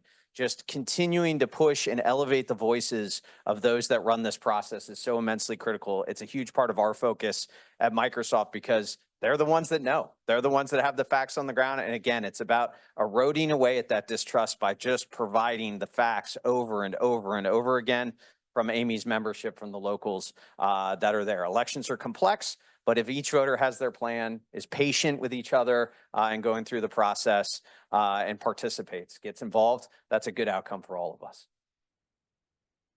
Get your information about elections from election officials, right? They're the most reliable source of this information. I think back to 2020 on this point a lot when things were changing all the time. We were moving election dates and all this other stuff. And the people who had the ground truth on how to participate were election officials. And that continues to be true in every small election that has happened between, now and 4 years ago. And there have been thousands of elections, but is also the case, for the election in 2 weeks. Election officials are the best source for this information. And, whether you agree or disagree with the, politics of your chief election official or your local election official, recognize that in all of those offices are professional staff whose job is to administer the election, who doesn't care who you vote for. They just care that you are able to cast your ballot. And so recognize that the politics piece of it does not cover the information about how to participate. Like, recognize how important it is to get information that is reliable and accurate, and that really does come from election officials. And be thoughtful about what you are reading and consuming, because so much of coverage of elections and election administration, these are my air quotes, because it conflates politics with election administration, right? Polls and coverage of polls and the horse race and who's winning and whose opinion on what, that's not election administration. That's politics. And that's important. That's how people evaluate who to vote for. But recognize that that information is different from how to participate. So when you are consuming news and consuming media about the election, and you want to make sure that what you're reading is accurate, look for election officials in that coverage. The media has a huge responsibility here to help amplify our voices, because I said already, like, we're not the loudest voices. No one knows who election officials are. But when you're reading coverage of the election, if you want to make sure that the coverage of election administration is accurate and reliable, make sure that they talked to election officials in the article, and make sure that the information that they're relaying about elections is coming from election officials. And if you're not sure, go to the election officials' website and verify, because again, election officials are the best source for reliable information. Last word, Chris. All right. Yeah. Well, and I know we're out of time, so I'm going to be quick. Matt mentioned Nextdoor. I had to delete my Nextdoor app because my nice little middle class community that I lived in was apparently a hotbed of gunshots.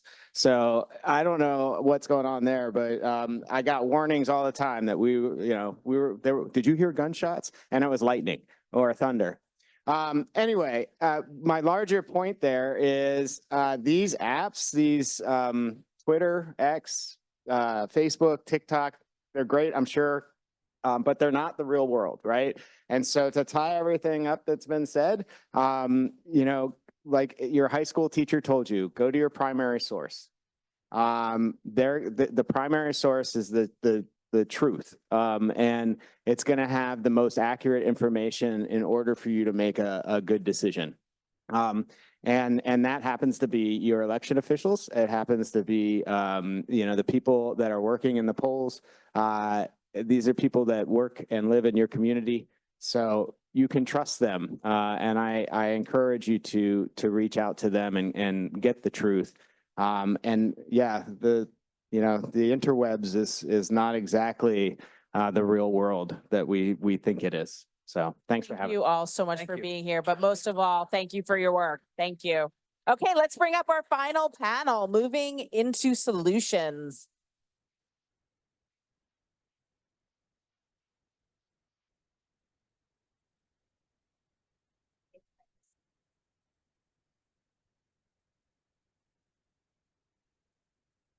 Hello, everybody. Good afternoon. I guess it's still good morning. So I'm Stephanie Flores Coolish. Says that you're going to 12:30 a.m. That Oh, wow, let's party. I forgot to set my out of office for that. Yeah.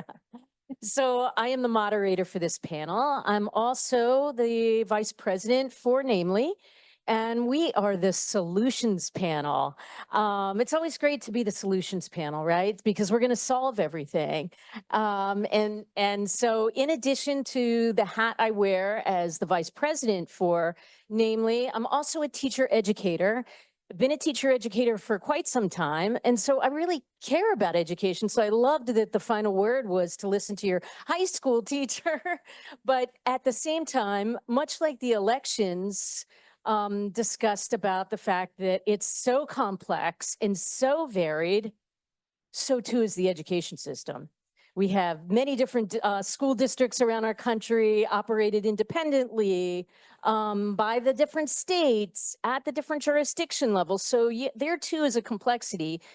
And so we still have to kind of work at figuring out ways to bring media literacy education to our schools and to communities. And that's what we're going to hear about today from some of the panelists. And then I just have to add this really quickly, that I just find it really cool that we are in a panel here talking about national defense, because actually a former life of my own, when I was heading to not even know that I was going to become a teacher one day. I left high school and I started my life as a Slavic cryptologic linguist for the United States Air Force and then left that world completely behind me, I thought.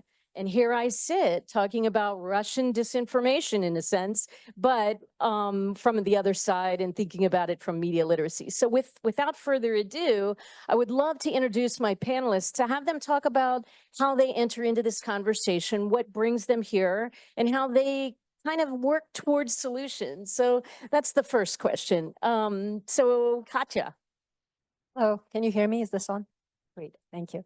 Thank you so much for the introduction. It's wonderful to be here. I learned a lot from the previous panel and all the previous conversations. My name is Katya Vogt. I work for IREX, where I have a couple of different roles. One is I oversee our Learn to Discern portfolio, which is our information integrity and resilience work globally. And I also manage a program that addresses online violence that targets women in politics and public life.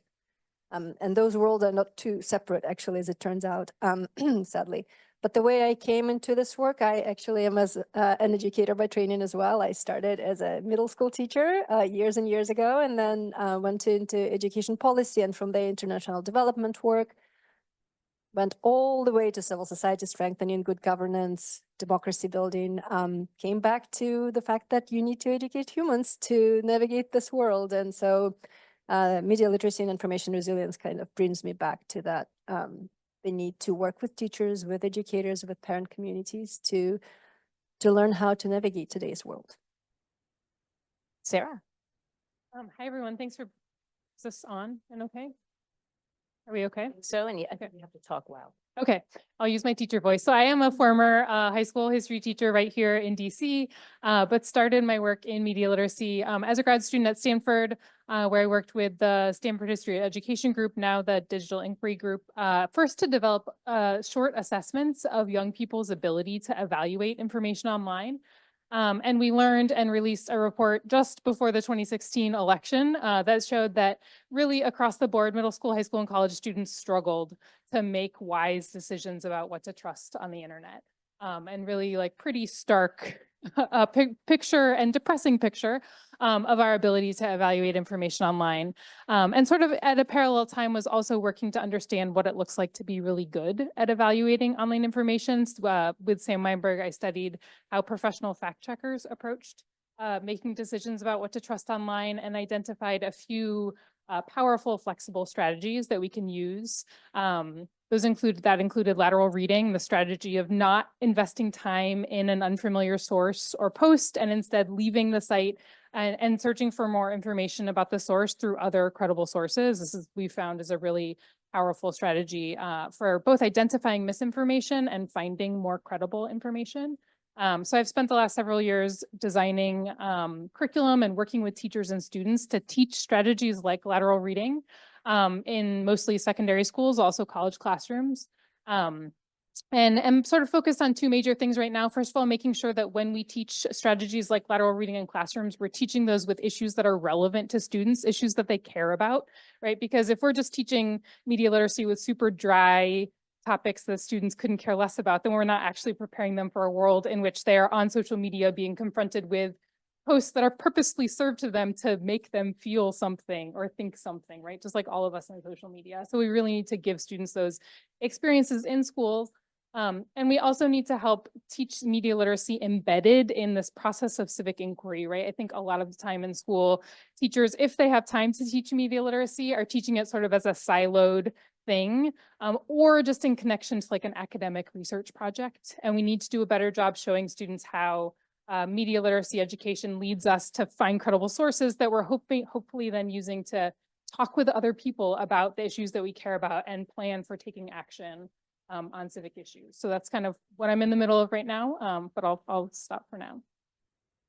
Hi, my name's Jessie Hollis McCarthy, and I'm with MediaWise at the Poynter Institute. And I came from museum education, which is a very kind of out there turn to make towards media literacy. But data indicates that nonprofits and museums are trusted sources of information. So it has a direct relevancy as we think about where do people find information. And that's what inspired me to come into this work. And my journey eventually brought me to MediaWise, where we're currently working on teaching media literacy through the lens of fact checking and journalism. And what's really important in that is journalists and fact checkers have these amazing skill sets to sift through information, but they're not born, perfect at checking information. It's something they learn. And that's something that's really positive about the work that I feel that I'm doing and we're doing at MediaWise, is that it shows that there isn't magic behind it, that there's no mystery. There's a way to do this and be empowered in doing this. And it's very large as we think about these interventions, these solutions, but it can also be extraordinarily personal and empowering at the personal level. And that's something that really speaks to me about how we think about solutions. And if anyone has not seen any of the MediaWise videos that are on Instagram, you have to check them out, because the students and the young people that do these videos, they really do speak to the audience, and they do such a great job of analyzing media in a way that reaches the audience, I think, very effectively. So it's wonderful work that does make a difference out there. And speaking of making a difference, I wonder if any of you could talk specifically about aspects of your work that you know are kind of moving the needle in terms of bringing media literacy to a larger group. I can start. So I'll talk a little bit about our work in Learn to Discern globally and in the US, because I think there's a lot to be learned from different contexts and trying to bring media literacy to scale in different situations, in different legislative environments, which is relevant for the US. As you mentioned, US is very diverse in terms of state by state and district by district regulations and what is possible and what is not. So Learn to Discern is an approach that builds resilience to manipulative information. We call it manipulative information because we find that not all information that can effectively manipulate people into bad decisions is false. There's a perfectly credible information sometimes that's taken out of context, that's twisted, that's presented to audiences to make them feel anger and mistrust that cannot be labeled as false. And so we kind of shifted this definition to say manipulative information. But the approach works to build skills to navigate this manipulative information in a way that's safe, empathy-driven, responsible, critical, and also does not undermine one's own dignity and also dignity of others in the space. So it kind of combines these different aspects of how we engage with information today.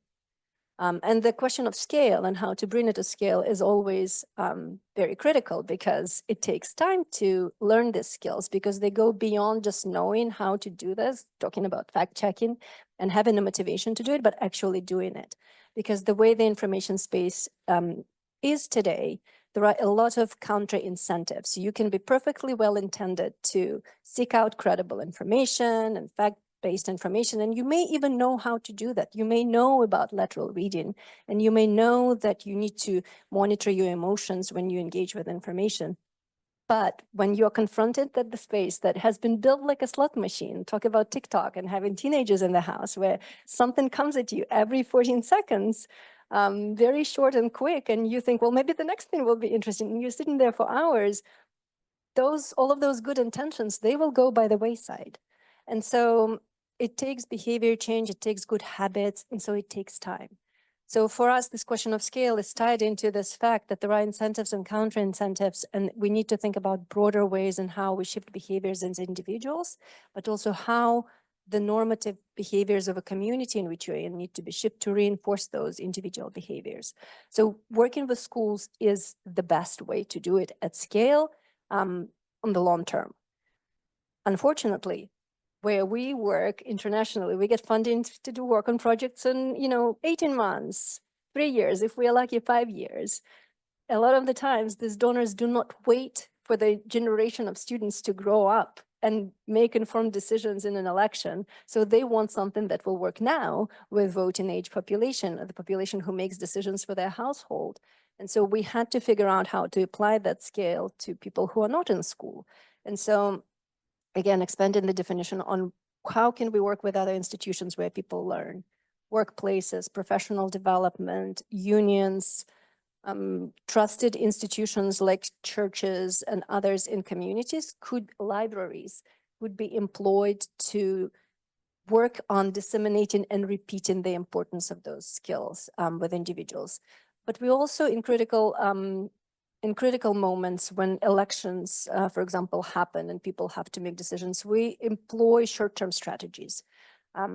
IREX collaborated with the RAND Corporation to conduct a study on how we can tailor media literacy messaging to disseminate on social media at the time of elections, and whether these messages would have an impact on how people engage with information.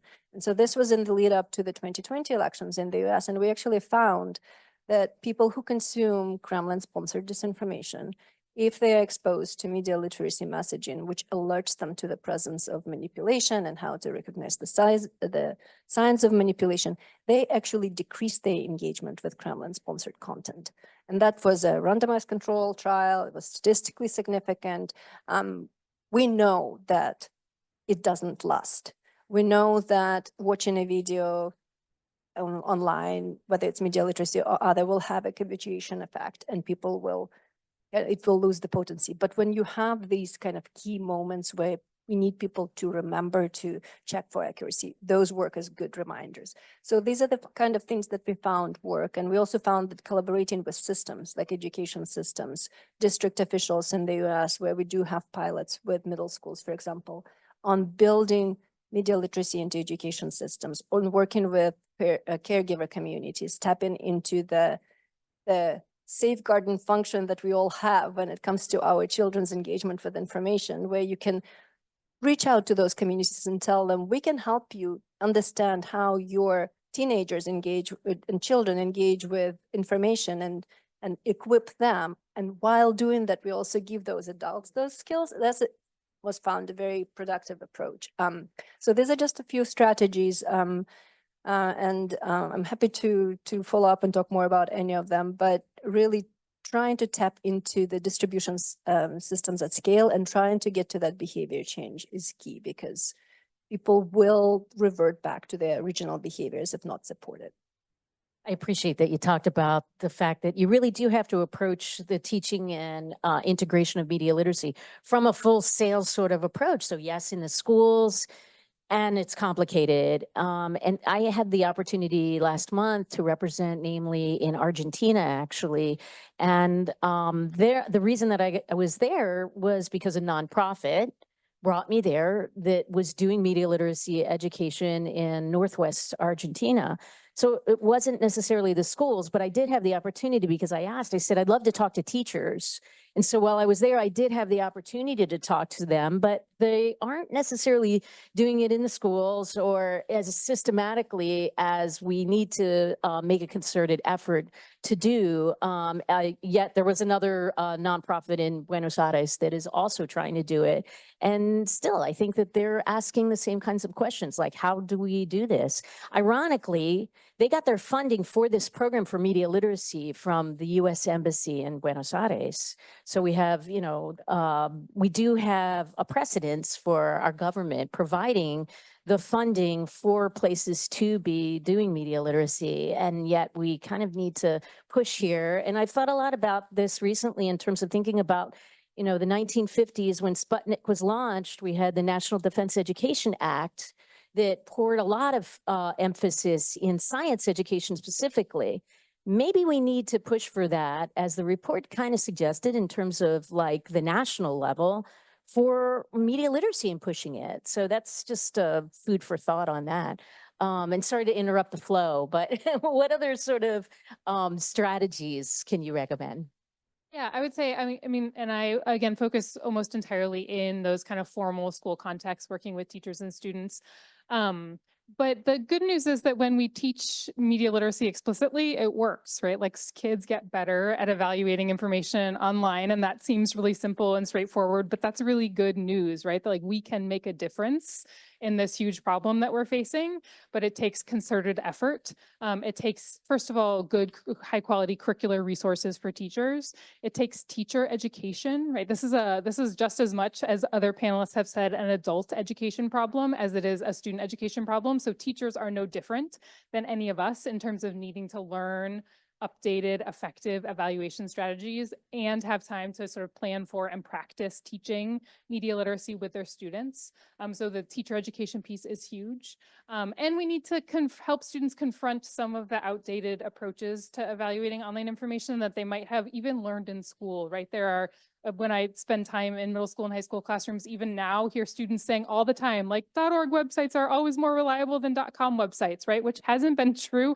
Probably was never true, but there's no difference between them anymore, right? Saying that. They are still saying that, right? So or like Wikipedia is a terrible site and we should never use it, right? So there's really sort of outdated approaches that still dominate media literacy education in the US that we need to explicitly confront with both teachers and students. But when we do that, when we teach stronger evaluation strategies and give students time to practice in school and talk to each other about what they learn, they get better. And that's not just my research, it's research by lots of scholars in the US and around the world, with elementary school through really older adults. So we have a lot of evidence that teaching strategies like lateral reading helps, again, if we have the time and capacity and resources to dedicate to doing it.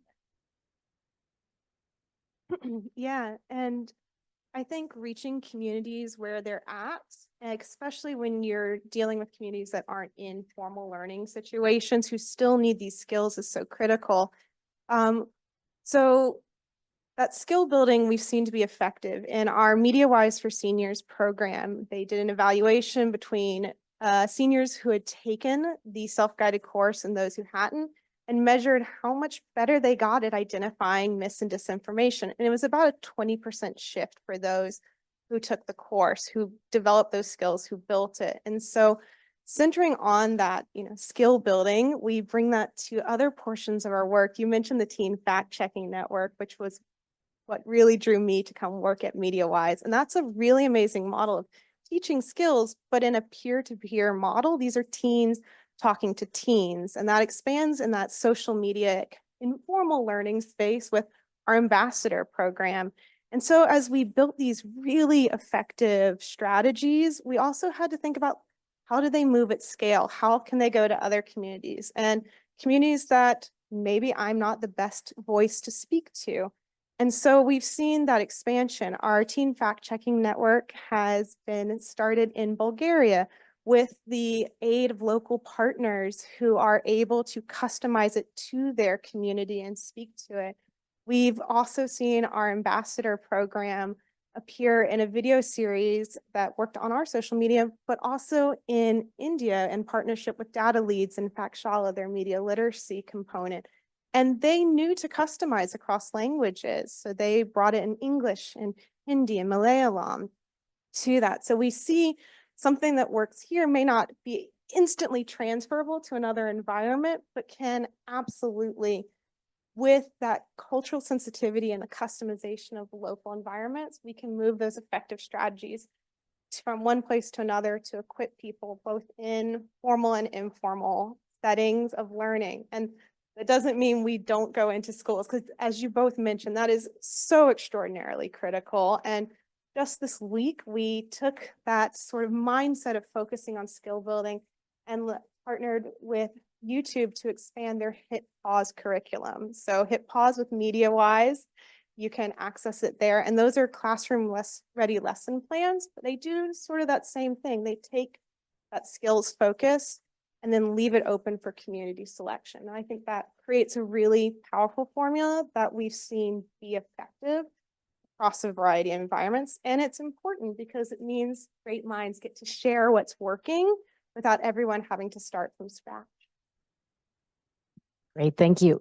So I wonder if any of you would like to speak to the connections between national security and media literacy education. I can speak to that a little bit. There are a couple of points there that stem from IREX's work with Learn to Discern. And this actually goes to the origin story of Learn to Discern, which started in Ukraine in 2014, where when the Revolution of Dignity happened and the annexation of Crimea was something that was ongoing. And we found, I was IREX's country director in Ukraine at the time, found that we already worked with the media sector. We already were providing credible information about what was happening. We were already working with educators. We were already working with communities, and yet we had people who were terrified to step outside because they wouldn't believe their own eyes, but they would believe what the media was telling them. And at that time, there was a lot of Russian media in Ukraine.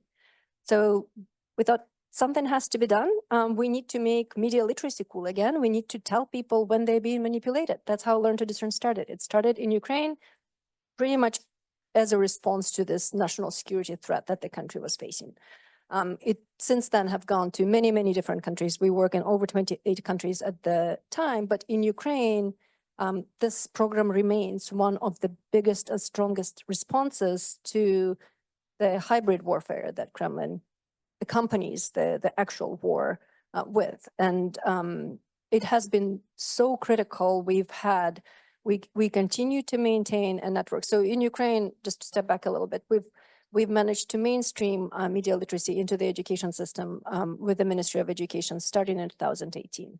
It has been transforming the way that different subjects in the curriculum, throughout the curricula, are taught, because they take media literacy competencies and infuse them in how history is taught and how language is taught and how everything is taught. So those competencies is in how you navigate these digital spaces and information are infused into instruction of different subjects. So we've been doing that work, and through that work trained thousands of educators and hundreds of thousands of students.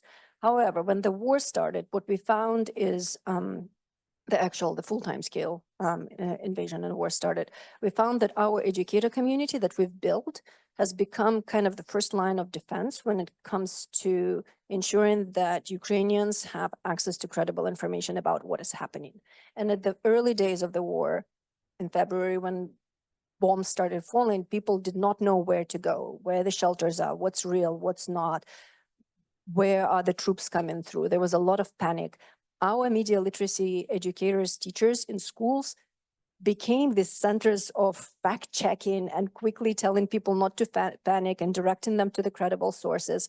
And then from there, it evolved into this ongoing kind of stewards of credible information, but also engagement with information around intelligence sharing, data security, all sorts of things. So the role of that media literacy component was not only critical in being able to get information in a very challenging, conflict-affected setting. It also was critical, they reported, to maintaining sanity and some sort of control over their environment in a very difficult situation. Because going back to what some of the previous fire chat conversations have been around, that sense of control is critical. The human agency in navigating information, especially when it's under threat or perceived threat, that sense of control in knowing that you know how to get to good information, even when it's difficult, is very empowering and actually helped people carry it through. So that's one threat in the role of media literacy.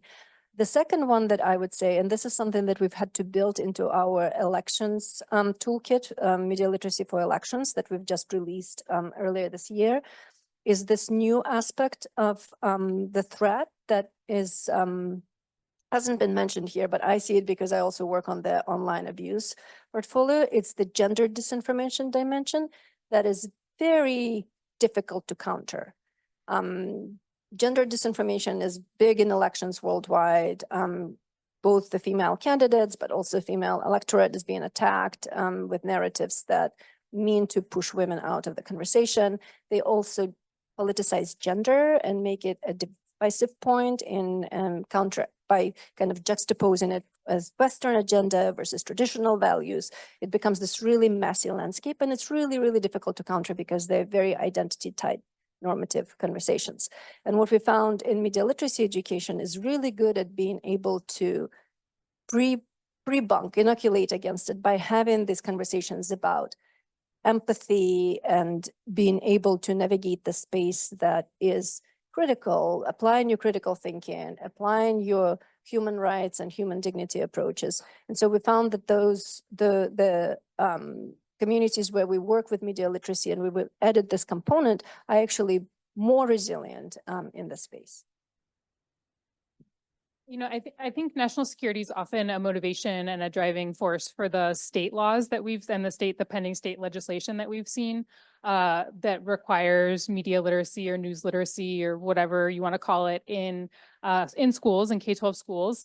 I'm not sure that national security is the first motivation that most teachers I would talk to would mention in terms of their motivation for teaching media literacy. I think a lot of them are much more motivated by like the crazy things that students come into their classrooms talking about that they saw on TikTok or Instagram yesterday or this morning.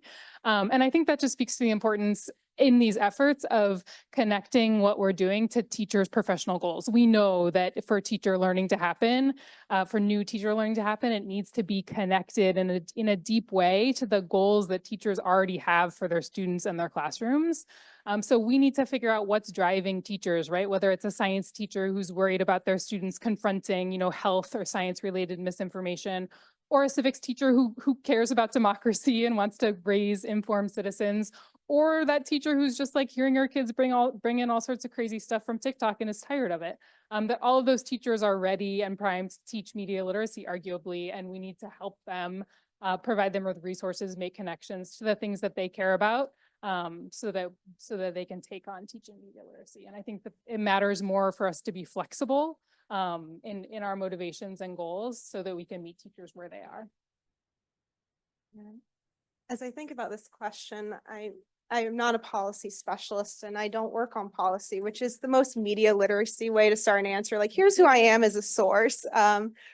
But I was really struck by something you said, which is the infusing of media literacy skills into other areas. And I was also struck by the last panel when they were talking about how they could identify, the trends that would emerge, but maybe not the specific pieces of information. And what this all illustrates is that there are natural pathways, as you mentioned, where media literacy has applications beyond, the, say, specific focus of the field. It can be infused into so many other areas. And we know that it has effective responses on, limiting or mitigating the damage of false information, or making people resilient to manipulative information, or pre-bunking against these trends that we know, but not the specific information that will come out. And there's a real wonderful nimbleness to media literacy that gives it so much ability to affect change. And also, I think about this a lot. We tend to talk about these big solutions at scale. How can we reach these communities that are doing this?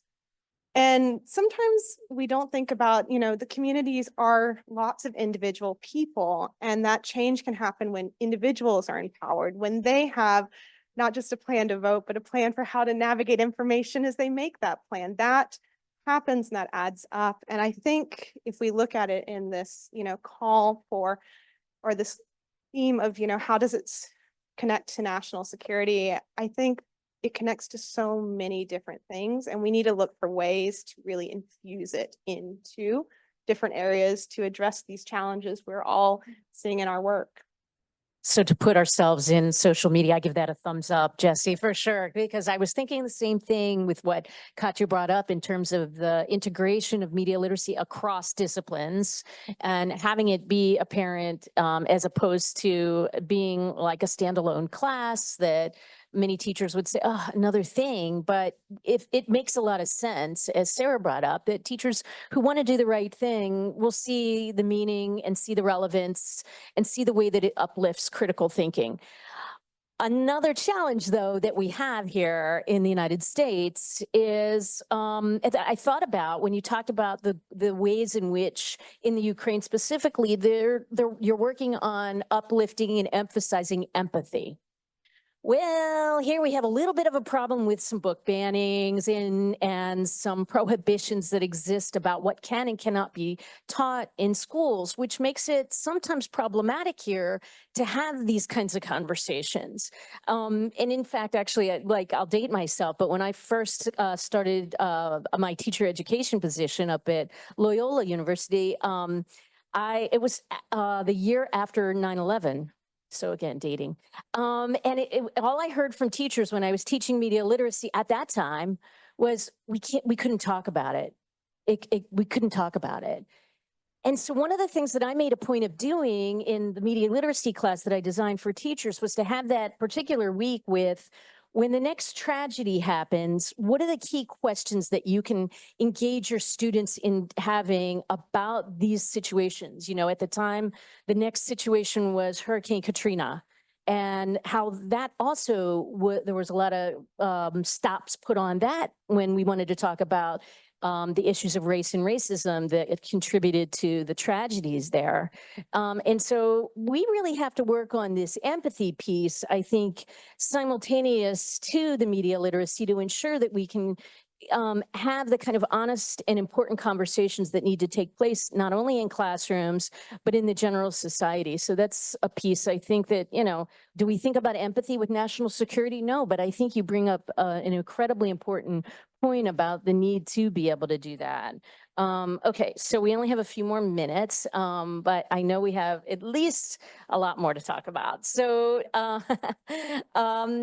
so what do you think is most important thing for people to be thinking about as we approach the election, given that this is a lot of talk about the election and following it, because again, as we learned, it's not just that day, it's in the time and weeks after that. And so especially in terms of safeguarding democracy and media literacy. I can take a stab. So this is advice for individuals or talking power holders or Individuals and systems. I think we have to think of this from both levels, right? yes. So for individuals, I think it's important to what we see, not just in the US, but in many other places where we work, where there are elections. And this year is crazy with elections. This is how many countries are having elections this year? Too many, not too many, so many. Where we see this election year and the escalation in information environment and all sorts of narratives, I would say there are several things that individuals should keep in mind coming into the elections. First of all, it's that sense of recognizing that we engage with information a lot more now than ever before in the human history. And it does not, it comes with a cost. Information overwhelm is a real thing. Information coming at you in diverse formats, in multiple channels, not just from your phone, but from your watch, from TV, from radio, when you are in an Uber or wherever you are. Everywhere there is information, it's coming at you all the time. And our ability to process that information is not infinite. We have not been built to deal with so much. So we are making decisions utilizing our kind of old lizard brain a lot of the times and resorting to biases. So recognizing that and maybe stepping back, maybe giving yourself a little bit of grace to step back from this overwhelming informational environment and saying, I need breaks. I need to turn off the notifications. I don't remember who said that. I need to have some information free space to maybe just engage with one channel at a time. And really come back to a couple of questions when you do engage with information is a lot of the information manipulation is around two things. It's power and money. And so asking yourself, who is interested in the fact that I'm seeing this and what are they getting out of it? And half of the times it's going to be because it's a social media influencer who is getting paid in advertising dollars because they are putting something out and they want as many eyes on this as possible. Or it's someone who wants you to do something. They're leveraging their power. With elections, it's very often manipulating your opinion. So you would vote a certain way or do or not do something like go to vote or sit at home because you're afraid of something that might happen. So ask yourself who is benefiting from it, take a break, and then manage your emotions. If you're feeling angry, if you're feeling frustrated, if you're feeling scared, name it to tame it. That's one of my favorite refrains. It's a trick that is used in counseling. When we are able to name the emotion that we are feeling, we are bringing our resources, our mind back to the executive brain function, away from that lizard brain, and we are making decisions based on actual thinking and not just reacting impulsively. That's for individuals, and for the systems, I think just this refrain of seek credible sources, trusted sources of information, check accuracy of information.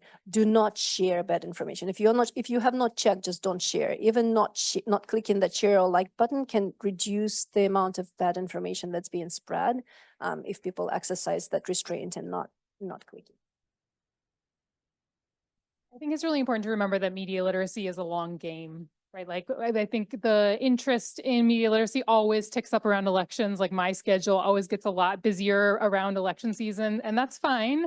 But media literacy takes a long time to build and grow, but it's so worth it, right? The 8th graders that I'm working with in DC schools this year are not going to be voters for several more years, right? But hopefully by the time they get there, they will be in a position to make knowledgeable, informed decisions and to participate in the communities that they're already a part of day to day in a more informed way. So I think that is just so important to keep in mind, because even though elections only happen every few years, the increased partisanship and the decreased trust in institutions, those things are changing over time. Of course, not always just in election years, right? So media literacy needs to be always around, and it's easier to talk about it and invest in it during election cycles, but I think it's just so important to keep top of mind even when it's not an election. So in the course of my career, I've had the joy of getting to speak to a lot of people about media literacy. And the most common question people tend to ask is they go, well, what can I do? What can I do to make this less of a problem? And to echo all of this, but also I always encourage people to embrace saying, I don't know, because that's where media literacy skills serve people. Because if you think you know, you don't think you need to use media literacy, but all good research starts with, I don't know. All good skills came with, I don't know how to do this.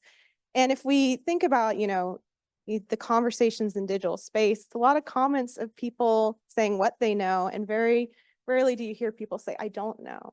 And that's a really powerful mindset to have at the individual level, because not only does it remind you to check for information, but we also are having conversations in our personal lives and our daily lives with people who have strong emotional reactions, who are coming from polarized spaces, and saying to someone who's bombarding you with stuff and you're not sure if it's real, go, I don't know about that. Can we look it up together? And sharing media literacy skills is something that anyone and everyone can be empowered to do.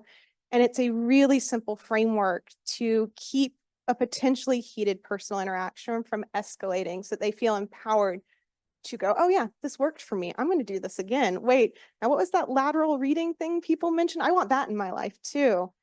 But if we're telling people, I don't know, find the skills to know, we need institutions and large sources of information working on this to be able to answer that question. And just because someone said, I don't know, we may not have the skills of, say, an election official who can know and just has that built-in expertise. So we need to remember that people are coming to us for information without our expertise, and we can scale that information so that they don't get scared the first time they see that size 8 font crowded information or FAQ page, so that they feel empowered to keep saying, I want to know more, I want to find good information. It's easy for me to say this to my loved ones and have that difficult conversation. And as media literacy providers, we have to be prepared to tell them how to answer those questions and make our resources accessible. And we get this wonderful, optimistic cycle where people feel galvanized to do this. Love it. Yeah. And so as giving the last word here, I have to say that, of course, all of the NAMLE resources and everyone here or people watching can also uplift to your teacher, your children's teachers, to the schools that your children might attend, or your nieces or nephews' schools. That NAMLE has an annual teacher-friendly conference that's virtual every July, which contains a lot of wonderful resources for teachers to, if they're just starting or if they have been doing this for a while, to kind of deepen their skills, because as Sarah brought up, it is a long game. Thank you all.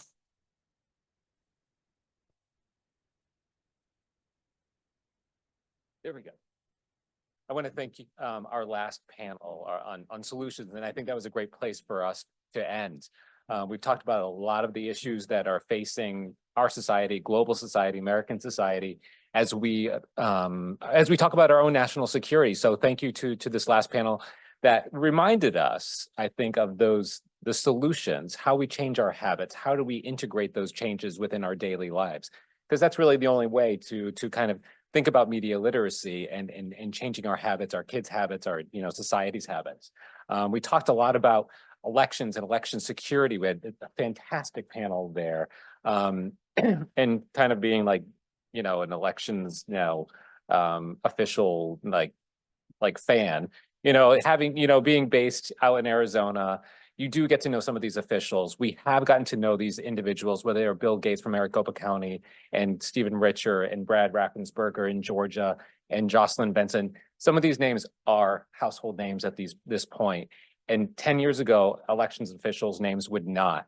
But they really are incredible people. But all of them would say they have a team. They are just the face of elections, but there's a team of thousands of people in this country that manage our elections, who are out there with the information that we all need, that we need to go to our elections officials' web pages to find out that actual information. So thank you to that panel and to our scene setters who really talked about our report around mis and disinformation, the imperative around media literacy and national security. It was a great day. I want to thank Michelle and her team for bringing us together on this great week, National Media Literacy Week, sponsored by the National Association for Media Literacy and Education. That's a mouthful, but I'm learning to say it as best I can.